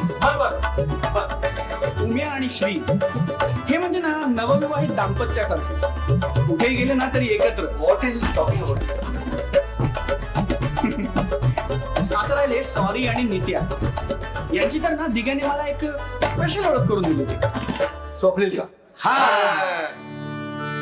सॉरी सॉरी म्हणत म्हणत या जगी हा आला रे, बात में है कंफ्यूजन, गडबड घोटाला रे. 10 का 20 करने में 10 का 20 करने में शातिर ये साला रे, झोल झोल करून तरी ठणठण गोपाला रे. थोडी थोडी हरकत आली तरी काही प्रॉब्लेम नाही. अरे हरकतच नाहीये तर कुठे अरे यारी में सॉरी आए तो गलत है, पर अपने सॉरी की तो बात अलग है. ये ढोलर कभी ना सोचता कभी ना, यारी में ही झोल चुका हूँ. सॉरी चुकलं घेतली असं नाहीये येड्या हिला ह्याच्या आधी आलं बोल ना यार करेक्ट करा मग. झोल में ही यारी छुपी है. करेक्ट आहे मैं जिंदगी का साथ नाही ना. लक्षात मैं जिंदगी का साथ निभाता चला गया, हर फिक्र को धुएं में उड़ाता चला गया. मैं जिंदगी का साथ निभाता चला गया, हर फिक्र को धुएं में उड़ा जिंदगी. मित्र त्यांनी एक संकल्पना मांडली की दरवर्षी आपण सर्व विद्यार्थ्यांनी एकत्र 26 जानेवारीला शाळेसमोर भेटायचं आणि वर्षभरात ज्यांचे ज्यांचे वाढदिवस साजरे झालेले आहेत त्यांनी इकडे येऊन एक छोटा मोठा जे काय असेल ते सेलिब्रेशन करायचं. तर यावर्षी ते सेलिब्रेशन आम्ही 26 जानेवारीला केलं. आम्ही म्हणजे 3च विद्यार्थी होते, पण आता आम्ही म्हणजे राजे ना, तसं आम्ही आमचा सहभाग होता तिकडे, कारण प्रत्येकाने हो म्हटलं होतं, पण आले फक्त हे 3च. पण कौतुकाची गोष्ट अशी की म्हणतात की कुठेतरी एक सुरुवात व्हावी लागते, आणि जर ती सुरुवातच झाली नाही तर आपण कदाचित शेवटापर्यंत पोहोचणारच नाही. आता आपण या ज्या शेवटाकडे पोचतोय आपल्या कार्यक्रमाच्या, आणि मला असं आवर्जून वाटतं की सगळ्यांचं मन आता भरत चाललेलं इकडे भरून येते प्रत्येकाला. हा एक दिवस आपण पूर्ण अतिशय सुंदर दिवस गेला. म्हणजे मला असं वाटतं की बऱ्याच वेळेला आपण नित्यानंद बाल शिशु मंदिर पासून शिवाजी विद्यालय किंवा मोहनलाल चुन्नीलाल मेहता शाळा, कन्या शाळा पर्यंत प्रवास करून आलो. मला चांगलं आठवतं की हा जो दरवाजा त्याच्या बाजूला आमचा क्लास भरायचा, तिथे नलावडेबाईंचा क्लास. जेव्हा मी शाळेत आलो पहिले 7 दिवस मी रडत होतो, आणि माझी आई समोर उभी असायची, बाजूला संतोषची आई, मंगेशची आई आणि संकेतची आई, 4 जणी, आणि आम्ही 4 रडत असायचो. 4 एकत्र. 10वी पर्यंत आम्ही एका इथून सुरुवात केली आणि 10वी पर्यंत आम्ही 4 एकत्र होतो. ऍटलिस्ट हे 4 मला नक्की आठवत आहेत. आठवणी बऱ्याच आहेत, पण जसं मी म्हटलं आता आपण शेवटाकडे आलोय, आणि असं हळूहळू प्रत्येक जण इथून जाताना ज्या काही आठवणी घेऊन जाणार आहेत, मला असं वाटतं की त्या आठवणी निदान पुढची काही वर्ष तरी आपल्याला पुरतील. ह्या आठवणींचा आपण जो काही छायाचित्रण केलेलं आहे किंवा आपण फोटोग्राफ्स काढलेले आहेत ते आपल्यापर्यंत आयुष्यभर राहतीलच. मला असं वाटतं की पुढच्या वर्षी सुद्धा, म्हणजे फक्त पुढच्या वर्षीच नाही तर त्याच्या पुढच्या वर्षी सुद्धा आपण जास्तीत जास्त प्रयत्न करावा. कारण जरुरी नाही आहे की प्रत्येकाला हे जमेल, पण निदान एक प्रयत्न तरी असावा की आपण 26 जानेवारीला आपल्या शाळेसमोर भेटावं. शाळेचे काळ अजूनही, जो सचिनने मगाशी सांगितलं की शाळेची RSP, आजही शाळेची RSP, शाळेचा कार्यक्रम फार सुंदर होतो. आजही शाळेमध्ये तेवढाच उत्साह असतो. विद्यार्थी संख्या कमी झाली असेल पण उत्साहामध्ये काहीही कमी नाही शाळेच्या. तर त्याच्या माजी विद्यार्थी म्हणून आपण जर जास्तीत जास्त प्रयत्न करून त्या दिवशी इकडे येऊ शकलो तर तो एक आनंदच आहे सगळ्यांना. या संपूर्ण दिवसाची आभार मानायला शब्द नाही आहेत. शिक्षकांचा आपण सकाळपासून आपण शिक्षक, शाळा आणि एकंदरीत सगळ्यांच्याच प्रवासाबद्दल खूप बोलतोय, पण काही विशेष नावं मी घेईन आणि काही नावं राहतील. पण आलेले उपस्थित सगळे, आपण म्हणतो की एक वर्ल्ड कपमध्ये असं म्हटलं जातं की इट्स वर्ल्ड कप फायनल, म्हणजे सगळ्या वर्ल्ड कपच्या मॅचेस ज्या असतात त्या वर्ल्ड कपच्या फायनल मॅच असतात. फर्स्ट राऊंड, सेकंड राऊंड असं नसतं. तसंच इकडे आलेले सगळेजण जे आहेत ते आज ह्या कार्यक्रमामध्ये एक आधारस्तंभ म्हणूनच आहेत. पण त्यातूनही ज्या या संपूर्ण कार्यक्रमाची जबाबदारी, मला असं वाटतं की एकंदरीत संकल्पना जी मांडली ती विनय साठे. तर विनयला मी सगळ्यांना एक विनंती करेन की प्लीज विनयसाठी एक जोरदार टाळ्या होऊन जाऊ. आणि स्टँडिंग ओव्हिएशन दिलं तर फार उत्तम. ज्या वेळेला ते इरिटेशन खूप लोकांनी बोलून दाखवलंय, काही लोकांनी बोलून नसेल दाखवलं, काही आलीच नाहीत. मातरमसाठी, वंदे मातरमसाठी उभं राहायचंय.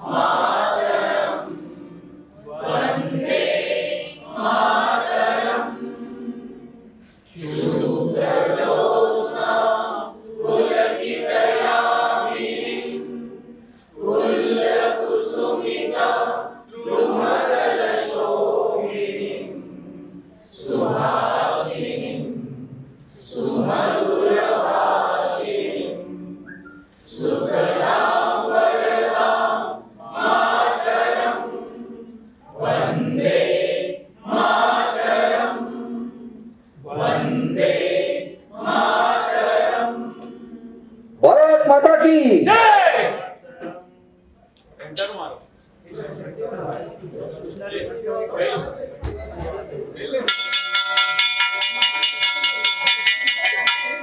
मी सर्व मित्र आणि मैत्रिणींना विनंती करतो की आपापलं सामान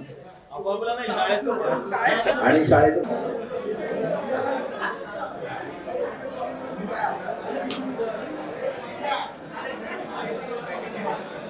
लाईव्ह दाखवायला पाहिजे होतं.